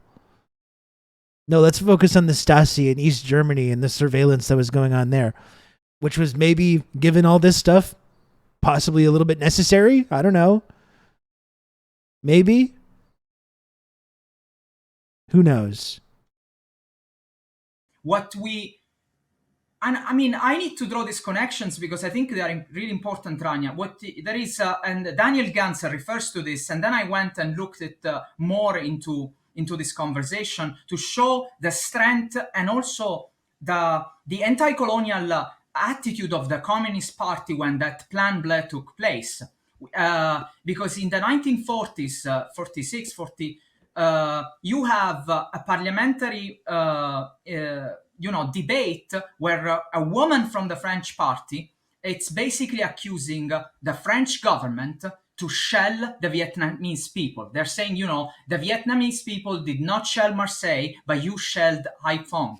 It's incredible. And there is, and she gets shouted at. It's beautiful what that is. She gets shouted at and say, couldn't you find any men speaking from your party? I know. And then she's replied, I never believed a woman capable Italy of now such with the hatred. Mussolini sympathizer. This is what I mean about history. Like you said, it doesn't repeat itself, but it rhymes. And it's all everything is really coming together to make the 30s equally or even more of a fucking shit show as last time. All the signs are there. They start calling her a slut. But you know what? You know what, though? I think we're going to win. I think we're going to win. I think socialism will win. How about that? And you have to believe that. I think if you're into this kind of stuff, if you believe in this kind of shit, you have to believe that in your heart. And I do. In the French Parliament. Wow. Remember, just as Mao said, we're going to work against it. We don't want conflict, but we're not going to be afraid of it.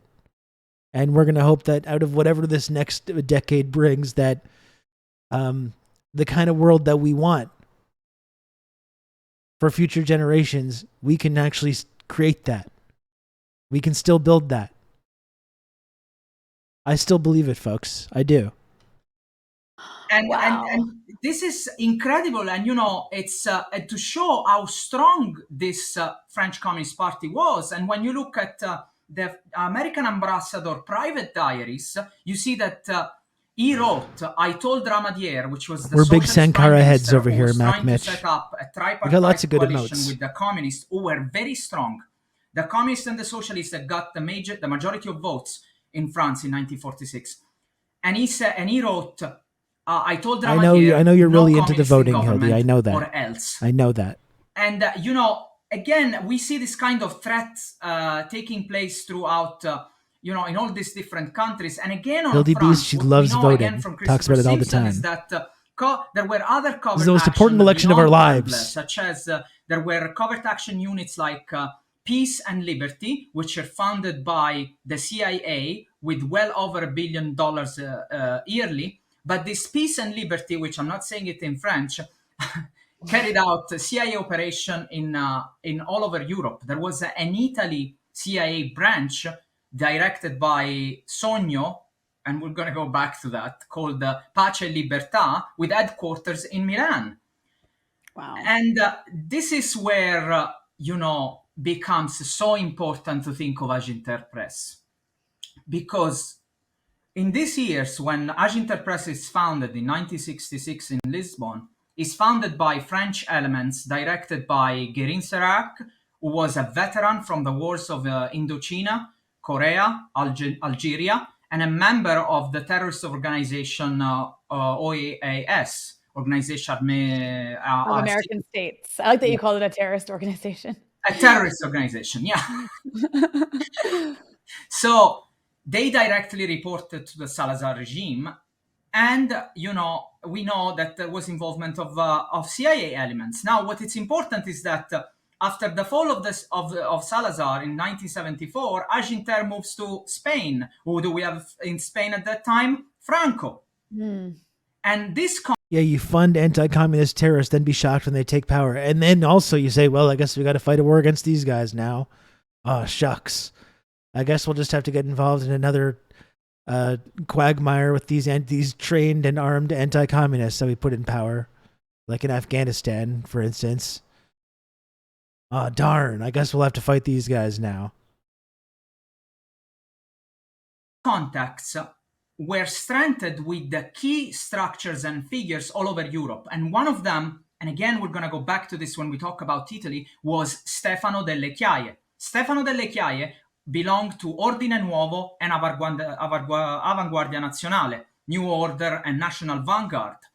And Guérin Serac was directly linked to the Piazza Fontana massacre in 1969 in Italy, but also, as you said, they were operating in Africa and Asia. In fact, if in 1966 Aginter is created, what is founded in 1966 in La Habana by Ben Berka? The Tricontinental. So we really need to make this kind of, we need to have a world system, a global understanding of these dynamics if we are really to understand what happened. And because it's not a coincidence that during this same time, Ben Barka, the organizer of the Tricontinental, disappears in Paris in 1960, in the 1960s. And then, it's still obviously, it is secret. We will never know. But Amilcar Cabral, one of Africa's, I guess we'll just have to take public money and put it into the war machine. No retirement for you. Under the control of the Portuguese imperium. No more food stamps. So we're under threat.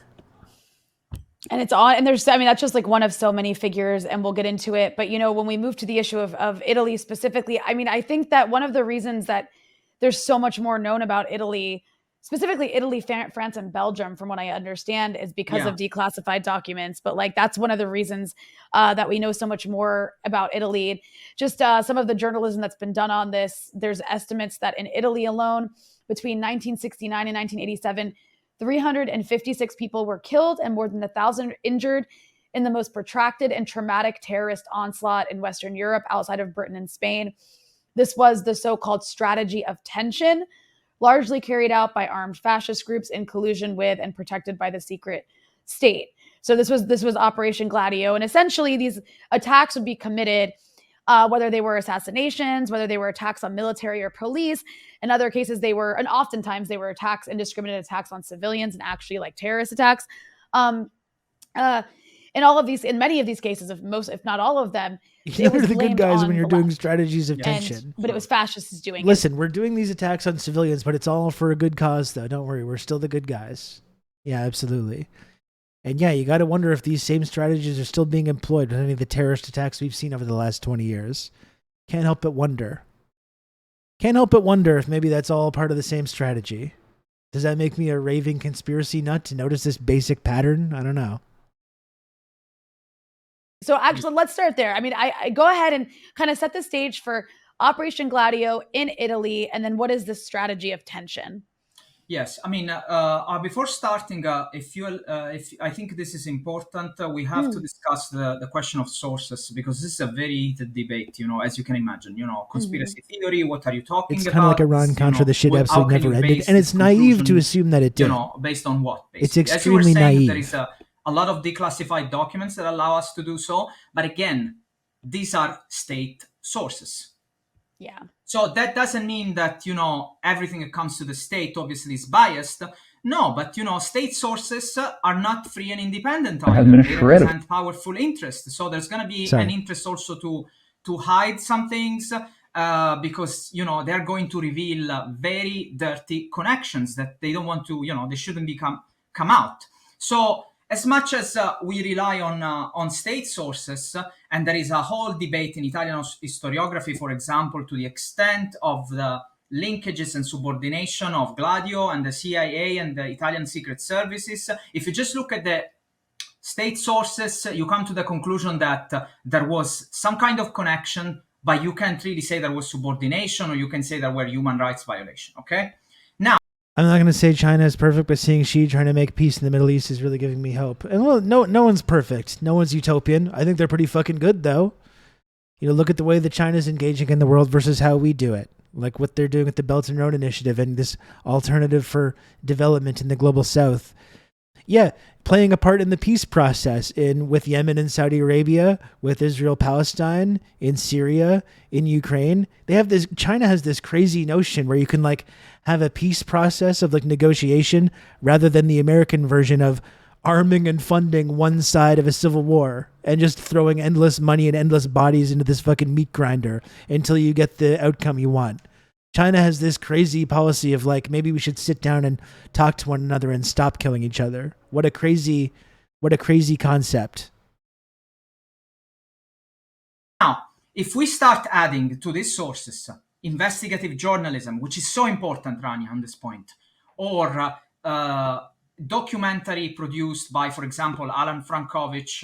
There is a 3-part, which Osa also mentions in his Substack, on the BBC documentary called Gladio, or The Black Orchestra by Fabrizio Calvi and Frédéric Laurent, which is in France. War and then has never been truly tried. God damn.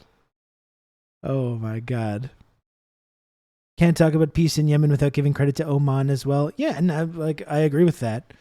But it does seem like China was kind of the decisive factor in finally getting these two sides to sit down with one another, not downplaying the role Oman has played in aiding that process along. But it seemed like China was like kind of the decisive, determining thing that got all parties to the table finally, unless I'm mistaken.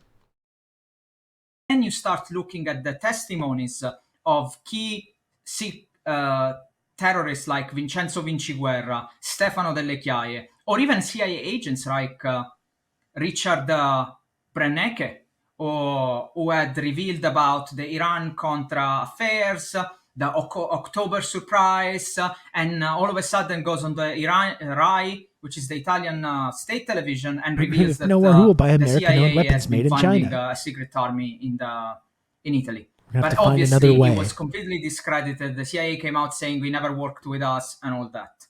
So it's important to lay this out before getting before getting into the discussion on Gladio in Italy. So Gladio in Italy starts in 1947, we could say. Alcide De Gasperi then. The Italian Prime Minister visits the United States in January 47 and returns with 150 million in aid. He had excluded the communists and their allies from the government the previous May 1946 to placate the Vatican and the conservative South, which had strong link with the mafia. As parliamentary, elections approached, you see that George Marshall threatened that aid would be cancelled if communists and socialists came to power. So this is, we need to set the historical stage for this. Now, it is important to see slowly the intervention of the CIA before in the Italian political arena, because one of the first campaign was. In April 1948, when the US provided a huge backing for Christian Democrats and their liberal Republican partners, the CIA relied on all kinds of methods to undermine foreign leaders. I hope we see what happens when that day comes, Johnny. Basically, that they weren't communists. I feel like it's inevitable that it is going to come, right? So the administration, and this is documented, by several historians like Sarah Jean Cork. The administration spent the U.S. administration spent $10 and $20 million on anti-communist propaganda and other covert operation in Italy, and this needs to be added to the $1 million that the Italian government, that the Christian Democratic government was receiving under the Marshall Plan through the Economic Stabilization Fund. So then there was this example of a US CIA infiltration letter writing campaign called Letters to Italy. I'm really looking forward to that, where, Johnny. An American journalist and a leading figure in the Italian-American community, Generoso Pope, who controlled one of the most influential Italian newspapers in the United States, started printing form letters that could be sent to relatives in Italy, and more than 10,000 were sent, to basically tell them not to vote for communist parties. In March of 1948, and the Voice of America, the State Department radio station, also began an extensive propaganda campaign with a number of celebrities, including Rocky Marciano, Roosevelt, Frank Sinatra, which all made a series of radio appeals to the Italian people. So eventually, what you are seeing is that they are intervening and they are making sure that the communists are not going to get into power. Right. What happens is that also the Catholic Church becomes involved in this project. And I have to say this. If you did that back in the day, you were a huge dweeb. To their Couldn't relatives agree in more. Italy, despite Pope Pius the 12th had originally taken an ambivalent position. But then, under pressure, he changes his mind and starts threatening people with the religious sanctions on the refusal of absolution. So please don't vote communist. Otherwise, this is going to happen to you. So what we know from official state sources is that Gladio was established with a memorandum of understanding between Italy and the U.S. Secret Services in 1956 in November. But there is an explicit references to pre-existing agreements.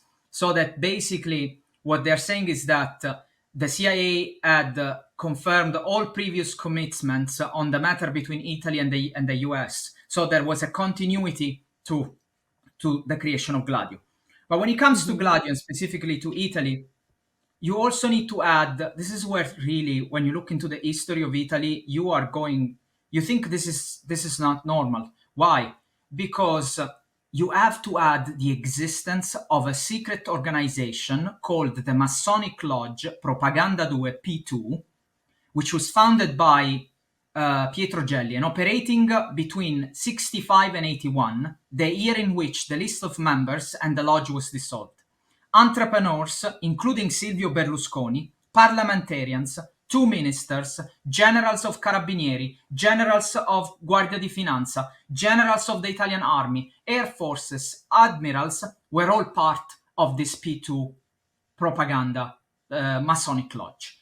And this is important. Why? Because one of the leaders of the 1976 coup in Argentina, Massera, was a member of the lodge. And while Gelli held an Imagine being part of one of these shady, nefarious cult-like organizations. What we are seeing, basically, what did this Masonic Lodge try to propose? A Couldn't be democratic us. rebirth plan, I'll tell you that much. That aimed for an authoritarian turnaround and obviously was strongly anti-communist.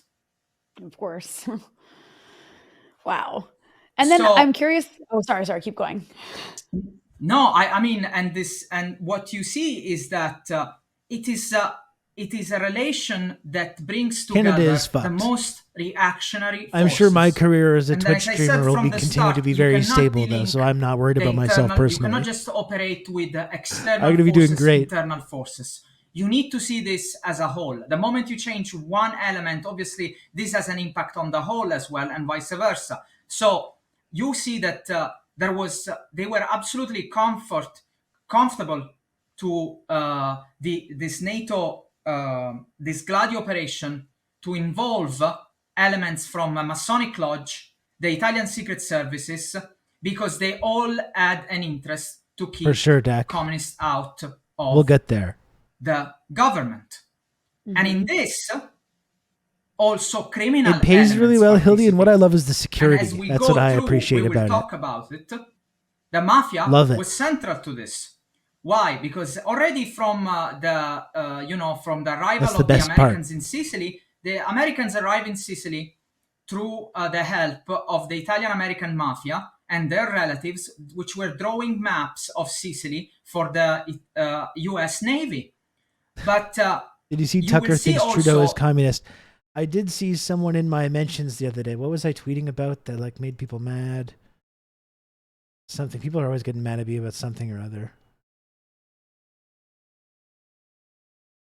Oh, the whole thing about the Elon Musk and the neo-Nazi thing and defending that. And I had someone being like, "Oh, I see you're in Canada. You already live in a communist country under Trudeau." And it's just you are so stupid. Wow. It really the idea that someone would have that thought and write it down confidently for everyone to see is just really something to me. I really think that's pretty wild that anyone would think that, let alone, advance that viewpoint in a public forum. People in Alberta think Kenny was communist. Good. You see, we're living in this in this like second now and third and fourth generation anti-communist, you see like what that nonstop stream of anti-communist propaganda does to people. It just melts people's brains. People have had their brains so melted by anti-communist propaganda that they don't know what it is anymore. They don't even know what communism is. They just know that it's like anytime something bad that happens, that's what it is. That's what it's communism. Anytime that the government or anybody really does anything that I don't like, that's communism to me, and I don't like it. It's just completely destroyed people's minds.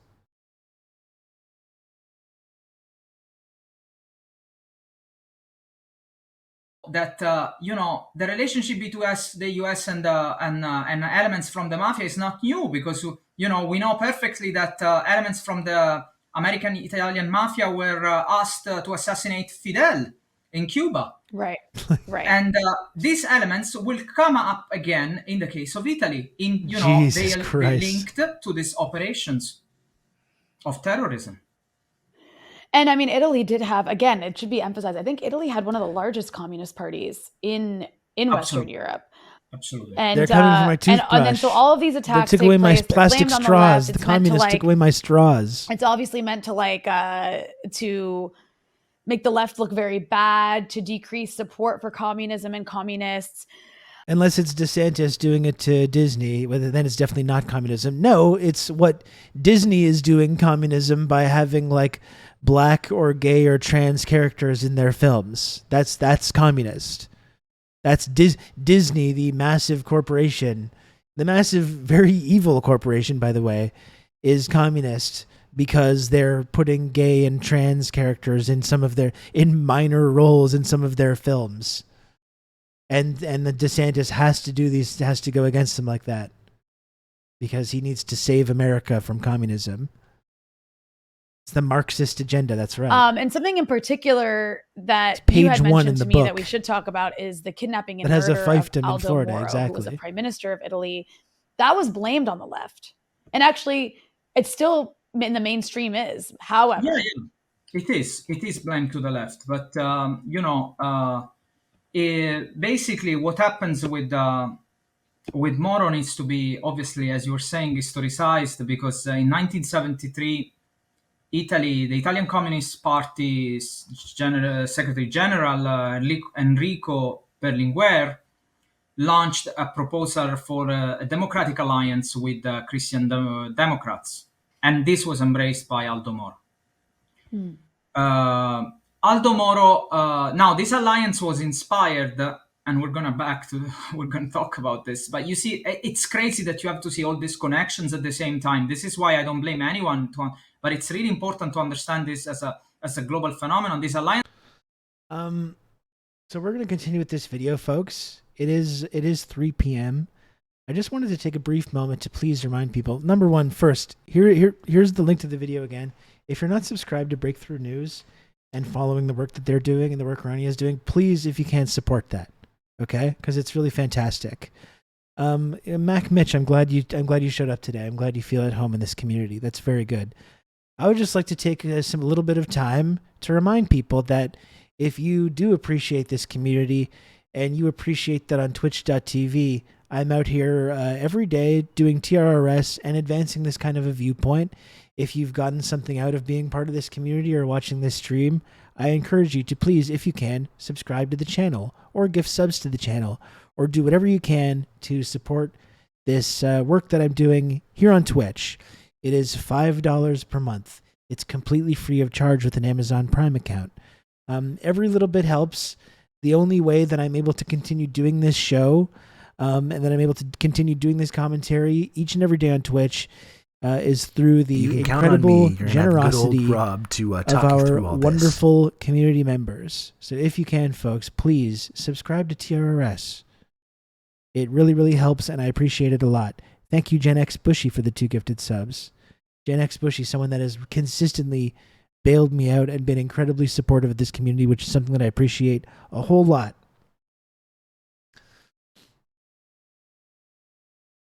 Please support Rom if you can't pay his rent. A cruel landlord who's a Mountie riding a moose will kick him and his family out in the snow. Exactly right. That's exactly what's going to happen. So sometimes in these segments, like, it's kind of hard to know, how to like continue to convince people to support the stream.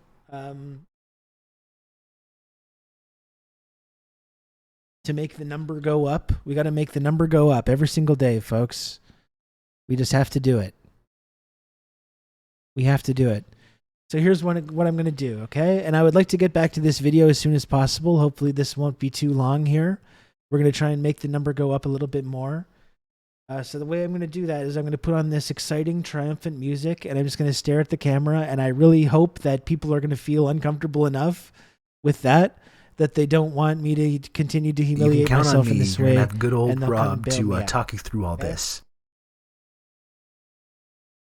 Thank you very much, Part Ian. Thank you, Part Ian, for the gifted sub. I really appreciate that. Thank you. We simply use the computer to mark up the size of the account. Not my password. Thank you for the 200 friend coin as well. Very kind of you. Thank you. Okay, here we go. So please, if you can, folks, subscribe to TRRS or gift subs. Help me get out of this segment with a little dignity. Help me go back to the important discussion that we were having. Old Rob to talk you through all this. Here we go. I'm so sorry. That was so loud. Audio only crew, I'm so sorry. That was really, really blasted you with that one, and I apologize. Okay? I was coming in hot there. Anyway, here's the song again at a much more subdued volume level. And I'm just going to hope that some generous chatters can get us out of this segment as soon as possible and get us back to the important discourse that we were doing there, learning about Operation Gladio and having these conversations. Okay. Damned Donkey, thank you for the gifted sub. Thank you very much, Damned Donkey. And we do have a hype train close, folks.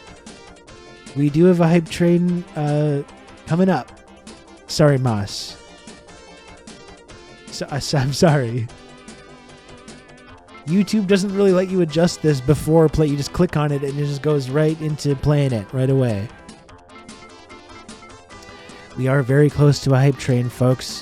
One more gifted sub could activate that hype train, which would give you the opportunity to not only support this stream, but to get some brand new hype train emotes through Twitch, through the hype train system.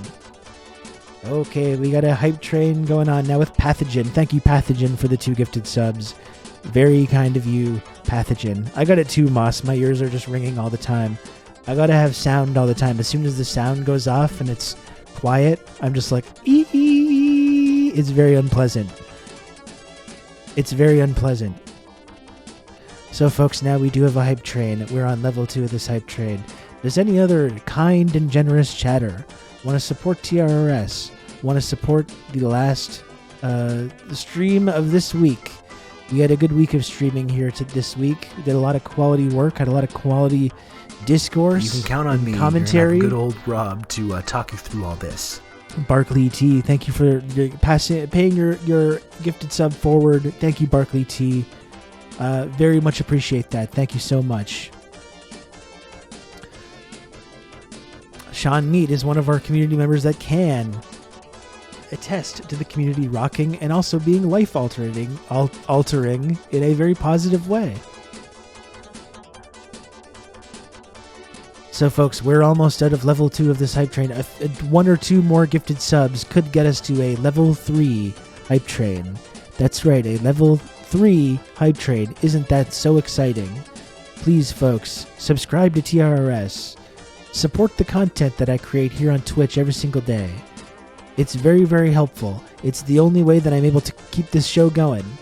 You know, this is the thing. The only way I'm able to do it is through the amazing, incredible generosity of our wonderful community members. Really selling the hype. I'm trying to sell it while also being subdued at the same time. But folks, just another 2 gifted subs, I think, could get us to level 3 of this hype train. So not only do you get those Twitch hype train emotes, you also help keep this stream on the air. And you help to support the work that I do here on twitch.tv. And it is work. It is work to do a stream for 3-4 hours every single day. You know, it's a lot. It takes a lot of time and mental energy. Member of the Friendship Triangle. Sir Brain Damage. Oh my goodness.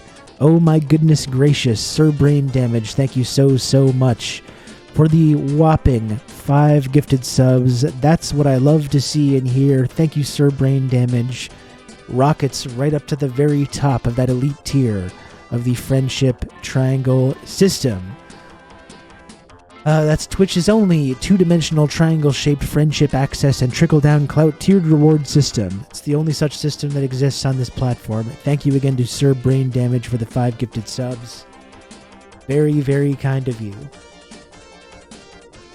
And remember, for our most generous chatters, the most generous 10 sub gifters, we can trigger a very rare and very highly elite and exclusive alert for those extremely generous 10 gifted subs. You can feel the clout entering my bloodstream already. That's how it works. It happens right away.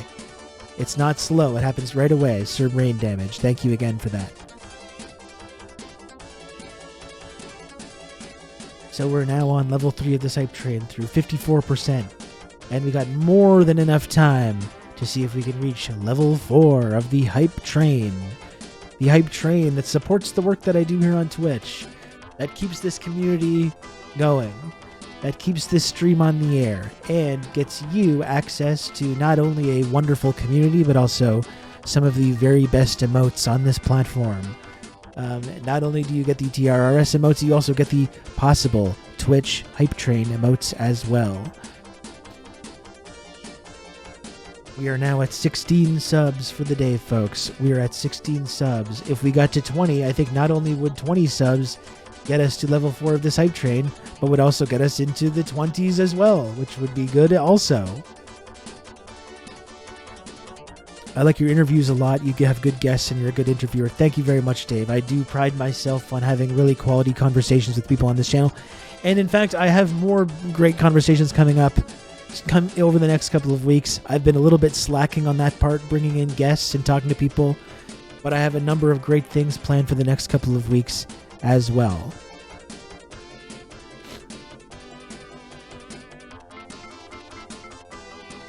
I am changing into what I don't know. Friends and family don't recognize me. Time is a blur. I mean, that makes it sound like it's kind of like a Cronenbergian, like a Fly type thing, which is not, that's not what we want. It's not like that. It's good. You're not becoming a grotesque, mutated freak or anything like that. Just to be clear. Just to be clear. Sean Mead is not spitting acid at people or growing these weird, disgusting pustules on his face that I know of. And if that's happening, that has nothing to do with being a member of this community. The cloud has no adverse side effects. That's absolutely right. It's unrelated. So what do we say, folks? We're now down 2 minutes away from the end of this hype train. We could, with another 4 or 5 gifted subs, get into that level 4 of this hype train. Do any other generous chatters want to support the content that I do here on Twitch and support the TRRS community and help keep this show on the air? And form relationships with me that are not parasocial, that we become real friends. You need to make that clear. The relationship is no longer, once you get to that elite level of the friendship triangle system, or really if you're just part of the system, it's not parasocial anymore, it's real. It's a real friendship. Okay? That's real. You can literally buy, there's not a lot of places where you can buy friendship, and this community is one of the places that you can.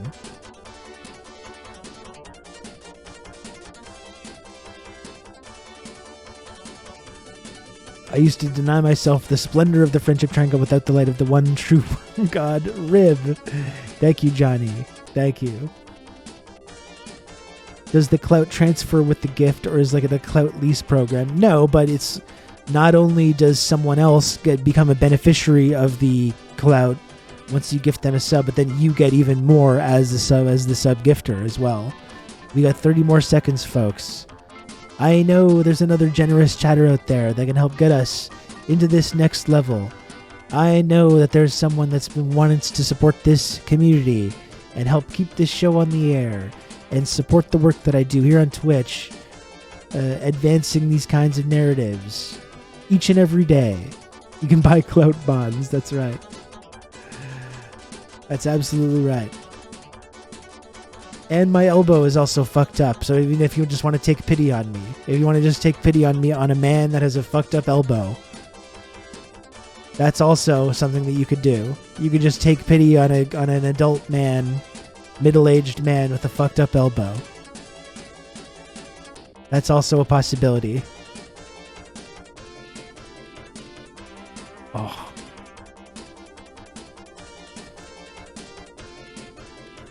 Okay, thank you very much for the support, folks. Thank you. I really appreciate it.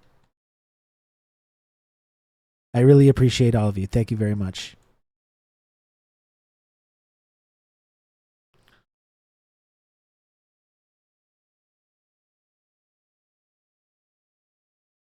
Was inspired on Let's the get side back to our video. of the left in Italy by the coup d'etat that took place in Chile on the Allende government when Pinochet came in, because they realized, okay, we can just take over and win. Maybe we should have an alliance here.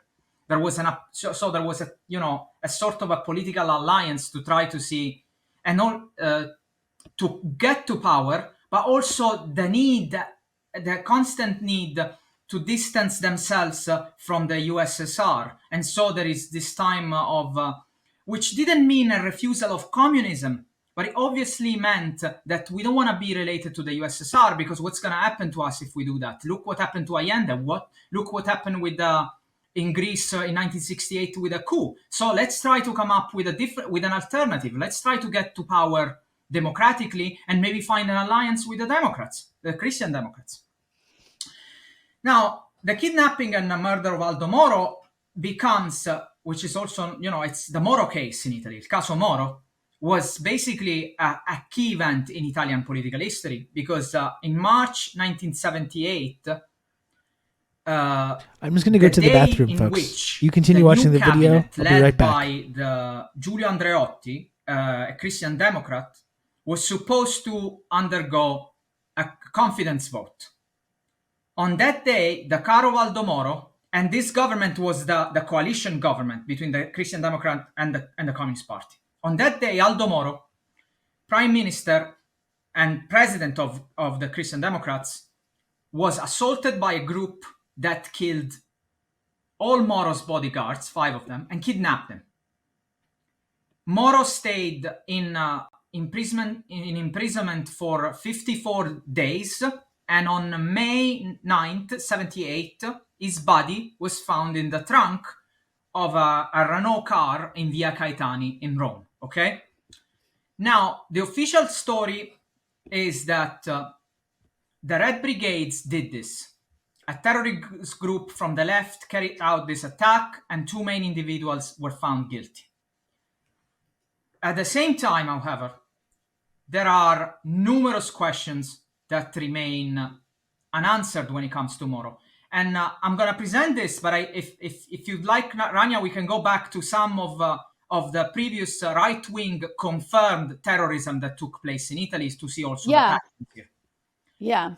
So the mysteries, first and foremost, are the most important is the snatch of Aldo Moro. The way the operation was carried out literally required, and this has been raised by many analysts, some military tactical knowledge which the Red Brigades did not possess. There is a recent documentary which is called Come è nato il caso Aldo Moro, and the Italian play on the word NATO here, but meaning being born, but also meaning NATO. Mm-hmm. Because they present. You can count on me. You're gonna have good old evidence. Rob to talk you through all this. Poor Italians are still held hostage by the evil Stalinist Red Brigades.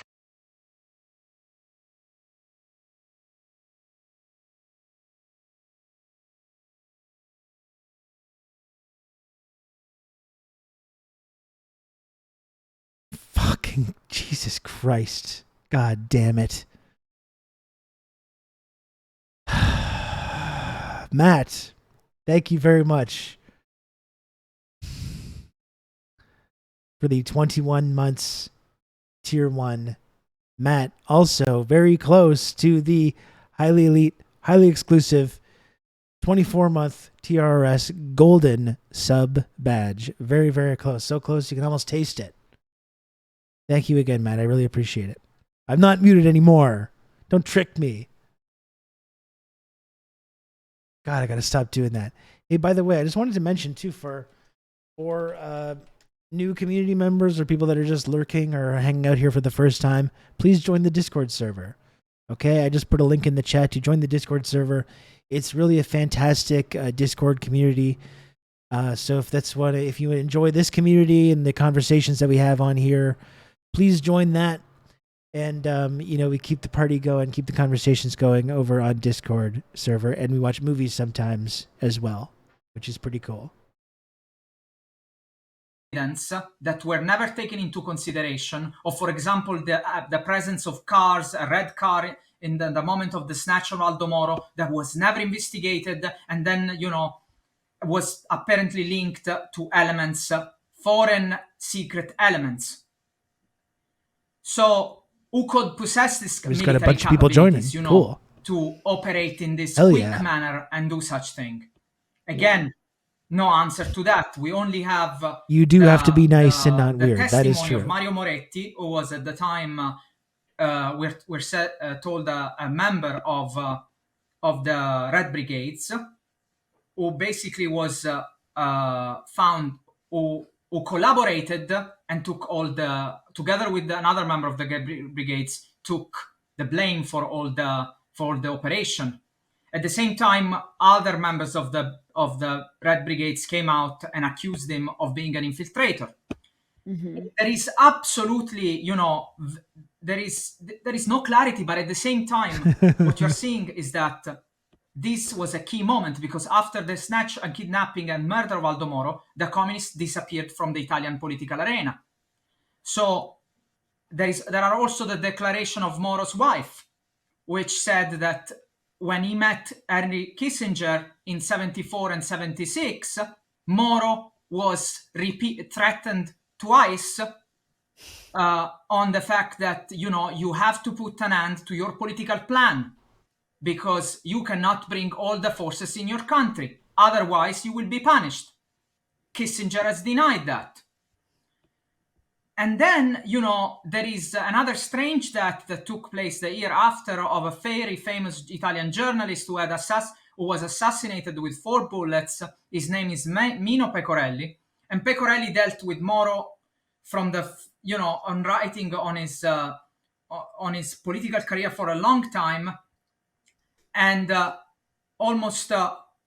what is important is that Pecorelli was writing about the possible connection of the CIA funding the Democratic Christians and the existence of units that were very secret, and they might have been linked to the murder and kidnapping of Moro. Pecorelli, as I told you, dies a year later with 4 bullets. And in all this, you see connected in the parliamentary investigation and numerous members of criminal organization, from Rome to Italians from the South. It's just, it's literally, a key moment in the Italian political history. But as I told you, it is useful to think of this as one of the this man is very Italian. Of the most important moments of the so-called strategy of tension in Italy during these years.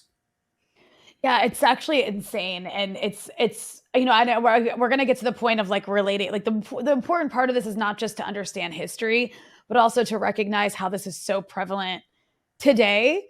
And lots of things that we see, for example, what's happening in Ukraine. It sure is. But before we even get to that, I think you mentioned global. You mentioned that this is a global program. Gladio in many ways is like a way of living, a way of thinking. And so when we zoom out and look at the globe in those decades where all of this is happening in Western Europe, you have similar styles of Gladio happening in other parts of the world and entire regions, for example. And I know you want to talk about some of these. I mean, there's Plan Condor in Latin America, which you kind of actually briefly mention, and with regard to Pinochet, who had a lot to do, who had played a big role in that.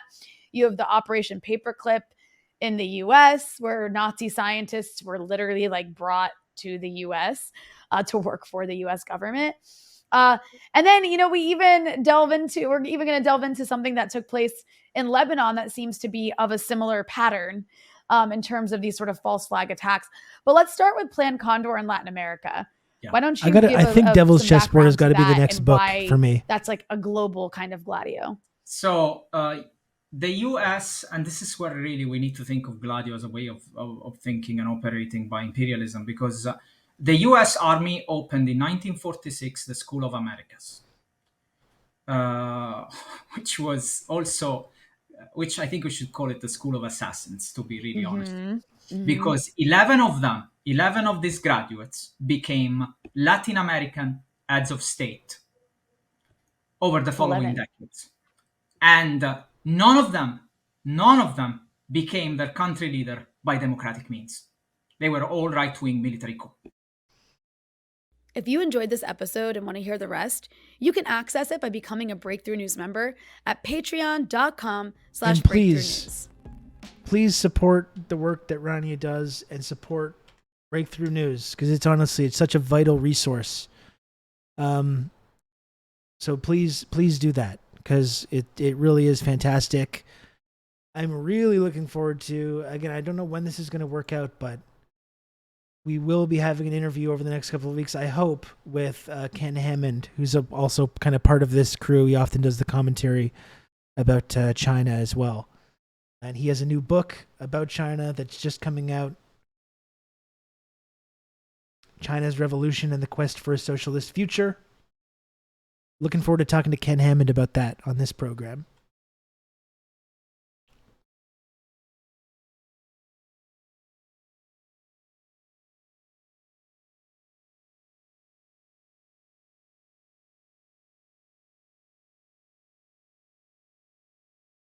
Anyway, that was really great stuff. Really informative. And yeah, I think that's the really kind of interesting aspect of like learning about this history. I think once you learn about this history, it's really hard to take at face value a lot of these claims when you know that the CIA is arming and funding these groups. It's not just about Ukraine, but it's like Libya, Syria, Ukraine.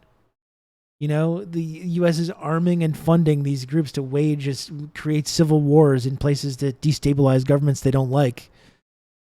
And you got to wonder if these same tactics are being used. These attacks on civilians, this strategy of tension, terrorist attacks, false flag operations. I know you sound like a crazy person when you start asking these kind of questions about, was this a false flag? You sound like this right-wing guy, but like there is a long history of this. So yeah, sometimes when these big public human rights crimes in Ukraine, for instance, are exposed, and where there's this whole thing and this collective sense of outrage over it that everyone's supposed to participate in, I kind of makes me wonder if some of these tactics aren't being employed. I can't help it. That's the history. We know these people are armed and funded by the CIA. We know that what they've taught these people to do elsewhere with Operation Gladio and all over the world, not even just in Italy but all over the world. And I can't help but I wonder about some of these to ask these basic questions. Isn't Italy's economy one of the strongest in Europe today? Well, we always hear about that, right? And it's the same, this economic prosperity. But as we know, the reality often looks different for people on the ground. We hear about South Korea's amazing economy as well, in comparison to the North. But what's life like actually for the average person in South Korea? Actually, it turns out it's not so great. Just like we're always hearing about our own economy, or in America, the record job creation and the record unemployment, and then you look out with your two eyes on the streets of like all these major urban centers, and you're like, it actually doesn't seem like it's going that well. It's going very well for some people, certainly. It's going very well for certain people in certain industries.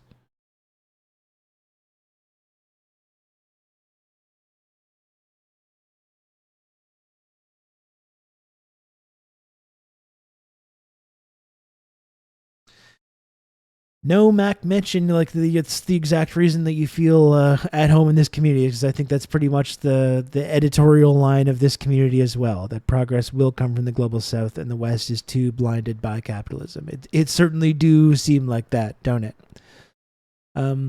Although, like we said, climate change is a big factor, and also this global supply chain and the treats and our access to all these wonderful products, If that starts to dry up, it may change people's minds a lot quicker than we're anticipating, despite all the decades of anti-communist propaganda.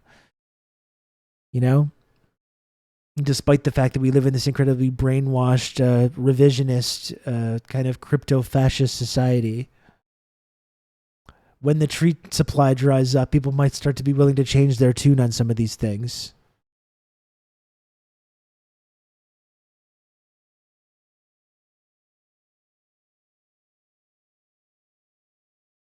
Also, you shouldn't use that to lean back and just think, fuck it, I can't do anything from the Imperial Core anyways. No, absolutely not. And there's plenty of people that are doing some amazing, inspiring, organizing work, like all over the West, which I think is wonderful. You have people like me out here kind of trying to promote this viewpoint and trying to create alternative media structures to promote this viewpoint as well, to get our program out there and get our analysis out there. So I don't think anyone, just because they might subscribe to this idea that the global south is going to be the driver for big changes coming up in the next couple of decades, we shouldn't get too comfortable either, or pretend that we don't have to do anything. Couldn't agree more. Mortimer Penguin. Could not agree more.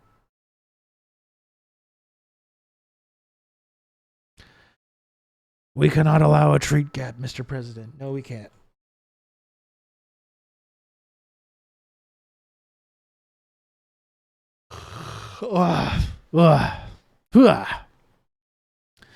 I've actually had a couple nights of decent sleep in a row for the first time in what feels like a long time, but that doesn't stop me from still being tired, though. Doesn't stop me.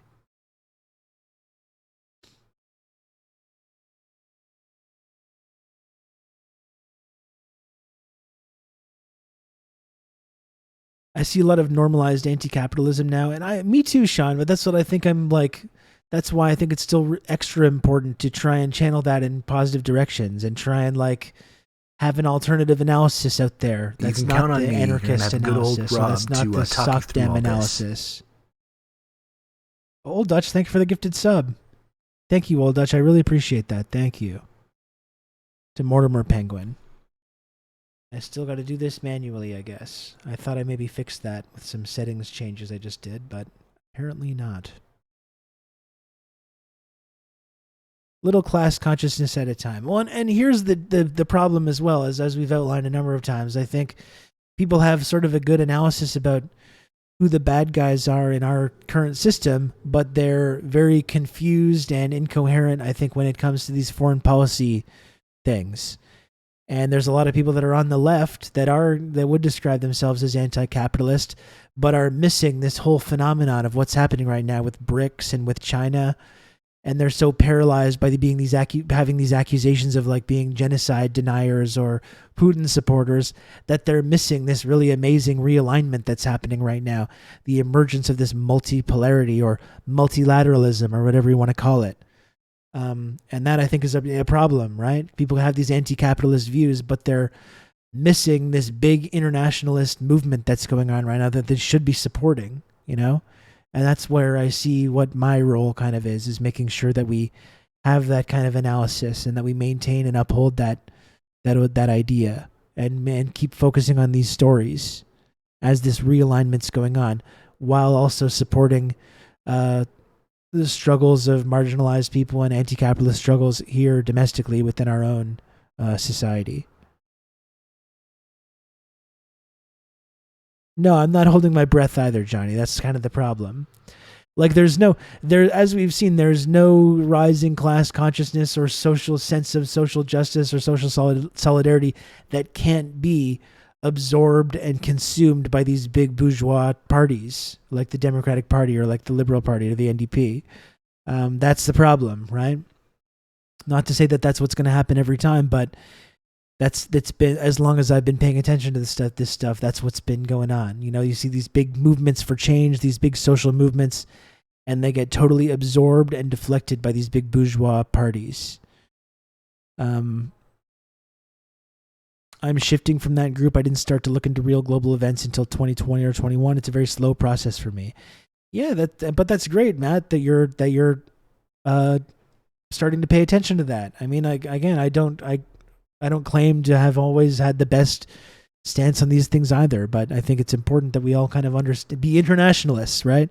I often talk about that. If you want to be a socialist, or what that means, you know, of course we need to support these struggles domestically, but being an internationalist, I think, is the big centerpiece of it for me. You know, we have to understand ourselves as part of a global movement, not just a movement here in the West. You have enemies on Twitch trying to frame you as right wing. Yeah, I guess, because I've criticized NATO, and I've been unwilling to get on board the like Russia bad hysteria and the we must promote our nonstop arms transfers to Ukraine bandwagon. So then I have people like in certain communities that have framed me as being like Putinist or supporting of genocide or war crimes or whatever it is. So I guess that's part of it, but I try to not pay too much attention to what other people on Twitch or Twitter or any other social network are saying about me, and I'm just trying to focus on doing quality work and doing quality commentary that I can be proud of. So that's what I've been trying to do. And not let any of these kind of accusations change what the analysis that I have, or change what I know to be the correct position on it.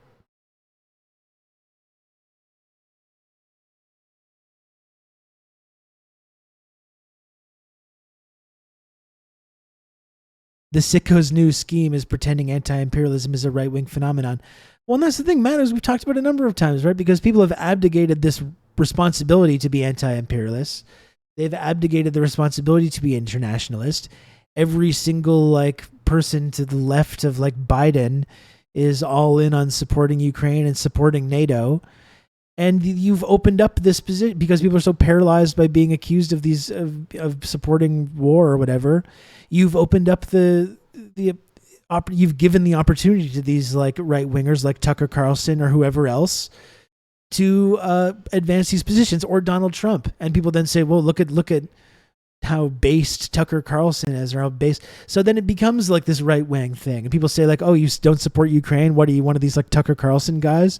It's fucking absurd. The only reason that these like right wing grifters are able to have this viewpoint is because they've given this, the left has totally abdicated the responsibility to be anti-imperialist and internationalist. And it's let these like right wingers come in and advance that analysis, which a lot of people agree with, and a lot of people understand to be the something that they need to unpack more, you know. So yeah, it's not like that's the grift, right? That they've changed. That now that if you want to be an anti-imperialist or advance this kind of viewpoint, it's like a right wing thing, but it's fucking absurd. It is absolutely absurd. The left has abandoned a heck of a lot more than that. Well, yeah, that's just to say the least. I barely survived the leaders' debate in AP last night. It must have been really bad. I mean, I know fucking, Notley is going on totally down that path.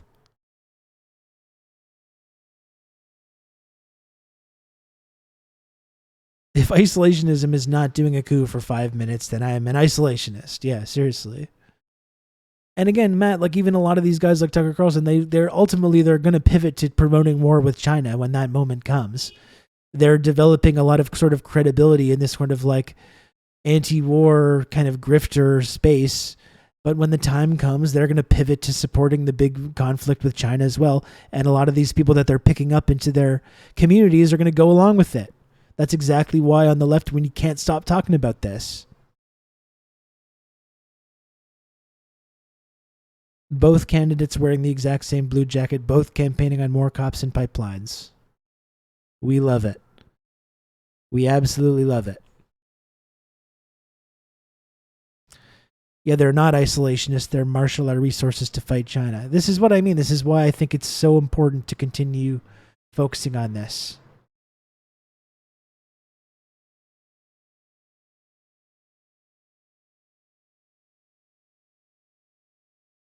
Yeah, thank you for sharing this clip. This is a perfect example of like what we're just talking about.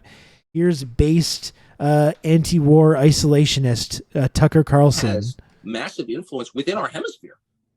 Go to any island in the Caribbean, the American colonies there, we call them protectorates or some of their colonies. St. Croix, Virgin Islands, for example. All the infrastructure. They're building infrastructure in our colonies. That's our territory. What? Why would China be building the airport and the roads in St. Croix? And why are they doing the same in Jamaica and Haiti and virtually every population center? That's our places to exploit. In South America. Again, this is our hemisphere, which for more than 200 years we've said explicitly we control. This is your based anti-imperialist right-wing guy. Are you fucking kidding me? Of meaning in our hemisphere. This is our hemisphere. No, it's not. No, it's not your hemisphere. You fucking loser. No, it's not. The Caribbean doesn't belong to the United States. Latin America does not belong to the United States. I know that's been their doctrine, the global Monroe doctrine, as Vijay Prashad calls it. And again, it's we can and should criticize Tucker Carlson for being a piece of shit, but it's a failure. It's a massive failure on the part of the Social Democrats, the liberals, the anarchists to totally concede this anti-war argument to these fucking guys.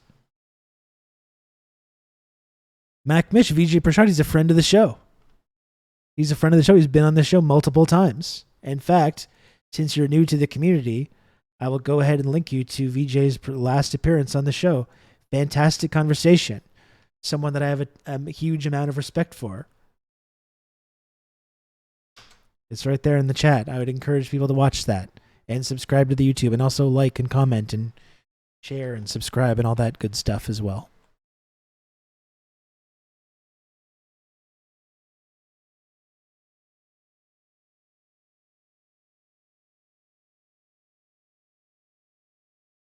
They don't even think they own the hemisphere. They think they own the entire damn globe and universe if they get their grubby mitts on it.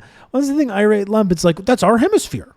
That's our hemisphere. Well, where's the South China Sea? Is that our hemisphere as well? The South China Sea, is that our hemisphere? Well, you're treating it just like it is your hemisphere some guy, as well. Rob Russo, some leftist based in Canada. I was turned on to this sick individual, and I found this. Leaping Larry, thank you very much for the raid.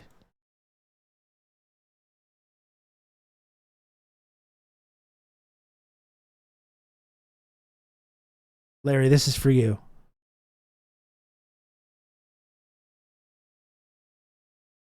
Larry, this is for you, okay?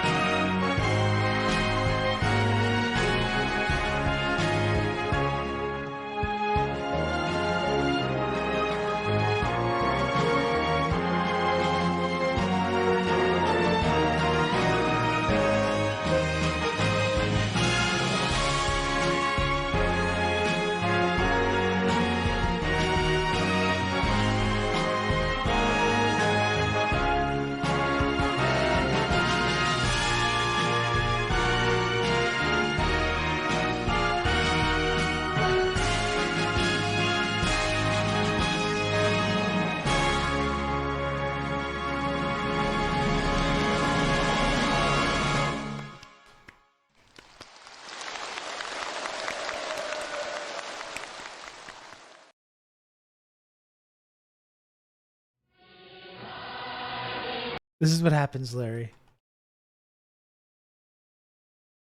This is what happens, Larry. You see what happens?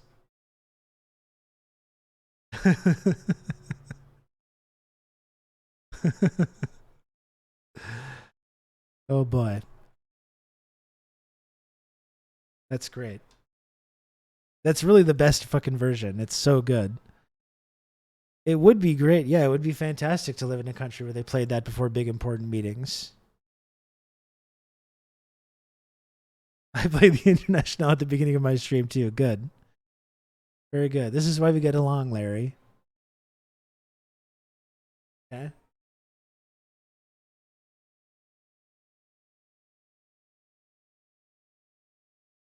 Not exactly a lightweight. Bulk of the series. Every time we get with the Lebowski quotes going, it just never ceases to make me feel happy. It never ceases to make me laugh.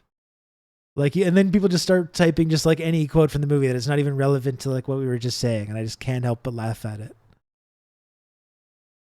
Glad he didn't kill all the musicians in Pyongyang. That's right. Only there was one bad apple, and sometimes you got to do what you can, do what you have to do to get rid of him. You know.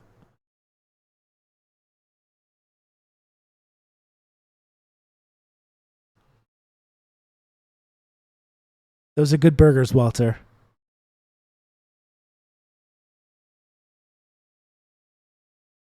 He only shot one musician 90 times to send a message, and we don't know what this guy did. Maybe he really messed up. We don't know.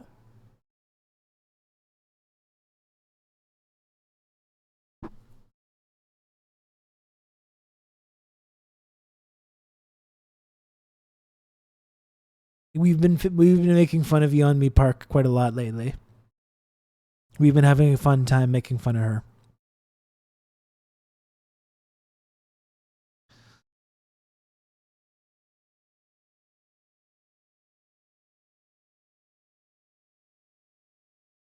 What if he was a real jerk? We don't know. We're only hearing one side of the story. I would like to hear the other side. That's all. Is that so scary? Is that so terrifying? They wouldn't have killed your grandpa without good reason.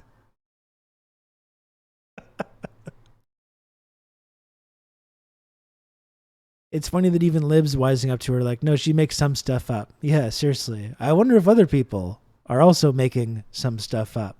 That's the link that I would like people to start trying to make. What if it's not just this one lady? What if there's other official dissidents and defectors that are also not being entirely honest? What about that? What if? What if? Can you imagine? I love that guy they interview with Stalin that says that. We watch that all the time, Larry.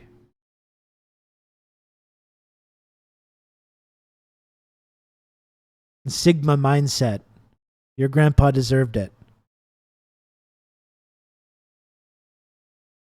Rob, some days ago I made a Twitch profile. I've been seeing your streams for some weeks now. Just want to say a lot of the fun watching it. Do you know the Deprogram podcast, by the way? Yes, I do know the Deprogram podcast, and the Deprogram pod guys came on this very show just a few weeks ago. And I'm going to link it. I'm going to go ahead and link it in the chat right now if you'd like to watch it, because it was a fantastic conversation. I love the Deprogram pod. Fellas. Dun, dun, dun, dun, dun, dun.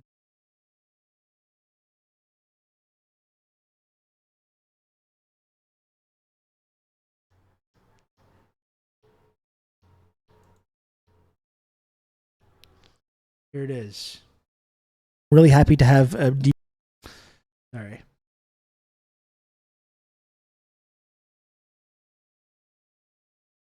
There we go. There were guests on this very show just a few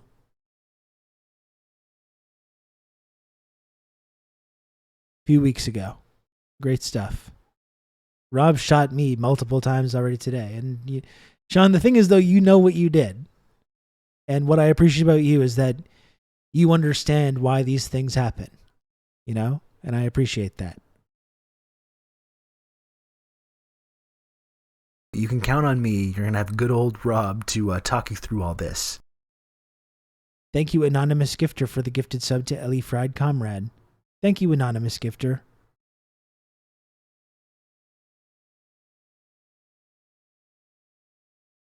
The most Christ-like of all sub-gifters. We have to push the hype train here, that's right. It only deepened my faith in the triangle, if anything. That's what I like to hear, Sean. It's called self-criticism. I just came here for pictures of Santa's helpers at the Canadian Supreme Court. Of course, the very real and respectable institution.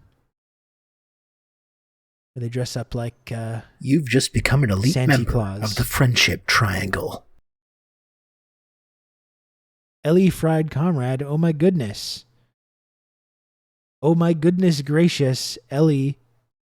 Ellie, thank you for the 5 gifted subs. That's so kind of you. Thank you so much for that. I really appreciate that.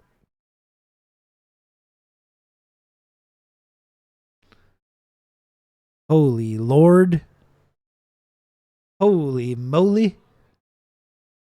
And folks, if there's anyone else that would like to support this channel, I'm here for another 10 minutes. Then I got to go pick up my kid from school. He actually didn't have school today. He had it's like a special day off. You can count on me. You're going to have good turned old his school Rob into like a to little talk you carnival. through all this. So he was doing cool like carnival stuff today at school. Genghis, thank you for the 11 months of Prime. Thank you, Genghis. I appreciate that.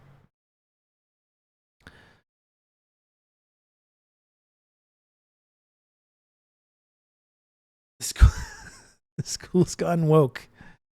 Oh my. Is he going to come home with goldfish in a bag? Maybe. I put goldfish in his lunch this morning, so. Maybe he got extra goldfish. This kid loves goldfish, a ridiculous amount.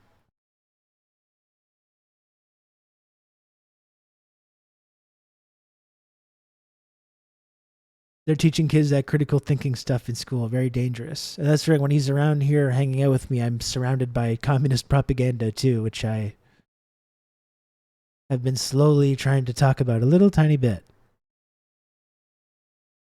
Traded the goldfish for crypto. Fair enough. Yeonmi Park. In Rob Rousseau's chat, you're required to become a sub, short for submissive, to the whims and wiles of woke Canadians. And listen, sometimes the thing she says is accurate. That's the whole thing. That's how nefarious it is. She mixes in little bits of truth like that. That's how she does it. Sometimes she does get it right.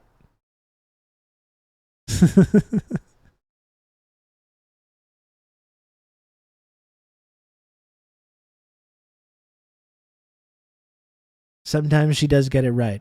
So folks, is there any other generous chatters that want to support? I'm literally just 2 generous chatters like what we saw with Ellie Fried Comrade just now. Only 2 generous chatters could get TRRS to the sub goal today. I'm just saying, or 1 extremely generous, super epic and cool 10 sub gifter who could not only get to the sub goal, but also trigger the absolutely incredible, very rarely seen 10 gift sub alert featuring Vijay Prashad. You can count on me. You're going to have good old Rob to talk you through all this. Nace, thank you for the 3 gifted subs. Thank you, Nace. I really appreciate those 3 gifted subs, Nace. Thank you for that.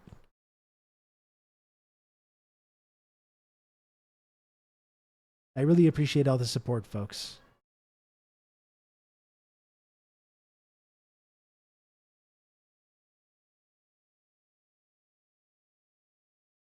How long have I been streaming for?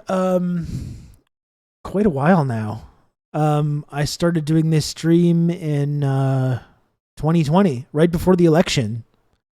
Like late October 2020. And I did a couple of streams before that, but I've been doing it regularly since November 2020. 30 plus months, that's right. Thank you, Mac Mitch. I appreciate that. I've worked hard to become so. Thank you. Yeah, it's like second nature now. I've done it so many hours. So many hours. Approaching 2,000 hours. If you can believe that. 2,000 hours of TRRS content. Which is like fucking... Wow. Achievements. Very close to the 2,000 hour mark.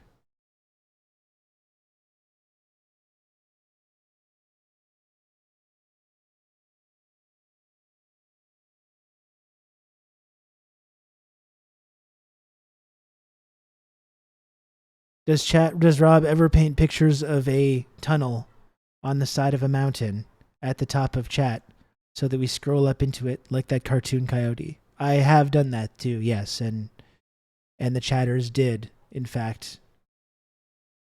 Just like fools. Scrolled right up into the thing.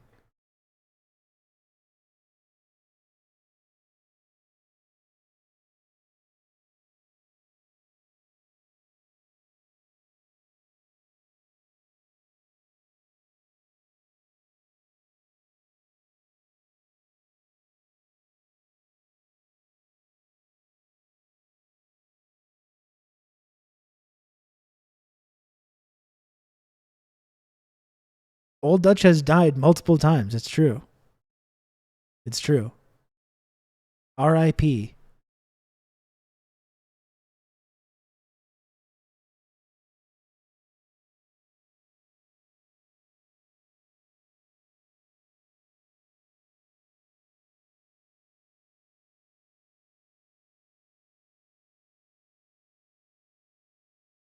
We got that Juche Necromancy. That's right. How's it going, Lodane? I'm glad you could come by at the end of this stream here.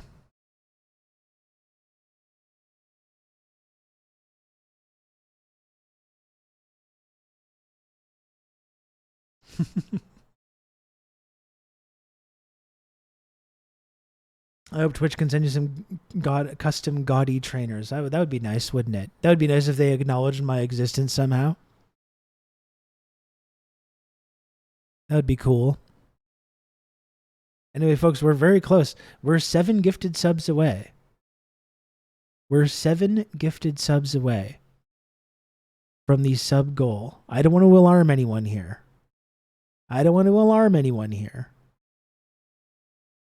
But we could, in theory, we could get to that sub goal with just a few more generous chatters.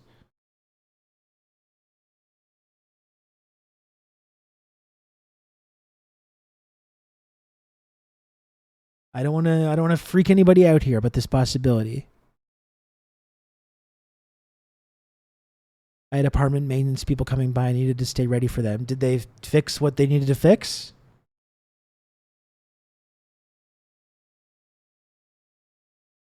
I hope so.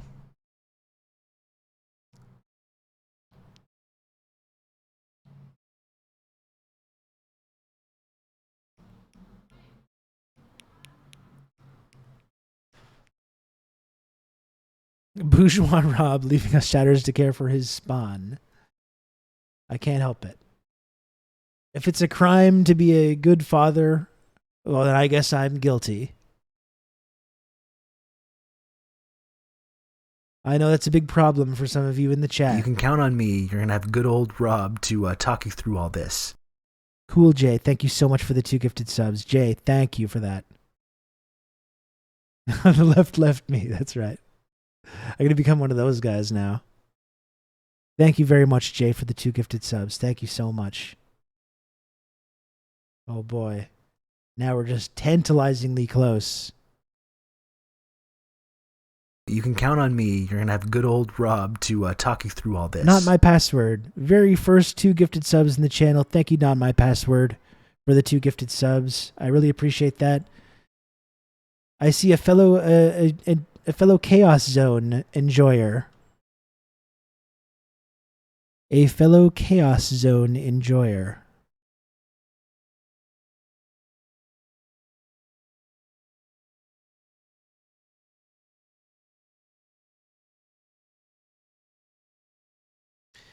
Have you watched the series that Ben Norton does with Aaron Good on his book, The Deep State and on JFK? Yeah, we've watched a few clips from that. Both Ben and Aaron have both been guests on the show before.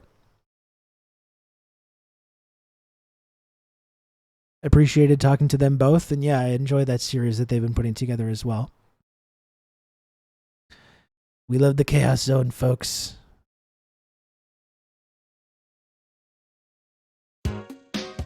What do we say? What do we say, gang? It's almost time for me to go.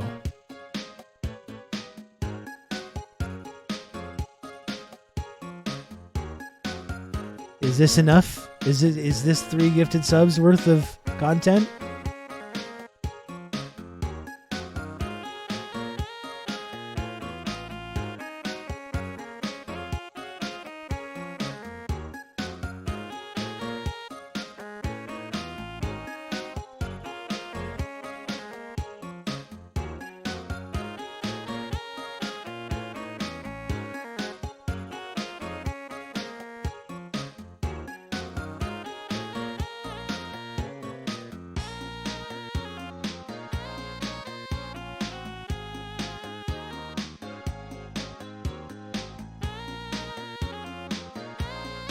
Please, someone.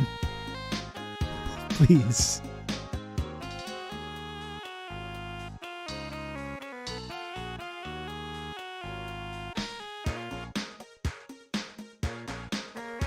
No, I'm not lifting my shirt.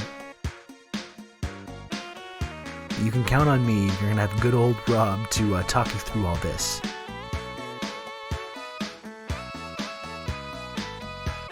You can count on me. You're going to have good old Rob to talk you through all this. You did it, folks. You did it. Oh my goodness. Damned Danky, thank you for the gifted sub. I really appreciate that. Damned Danky, thank you so much. And thank you, Sir Brain Damage, as well. Really came through and helped me out, helped out the stream today, helped support the content.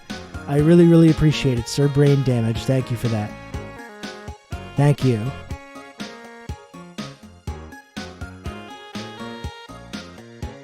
I'll be back on Monday. All right?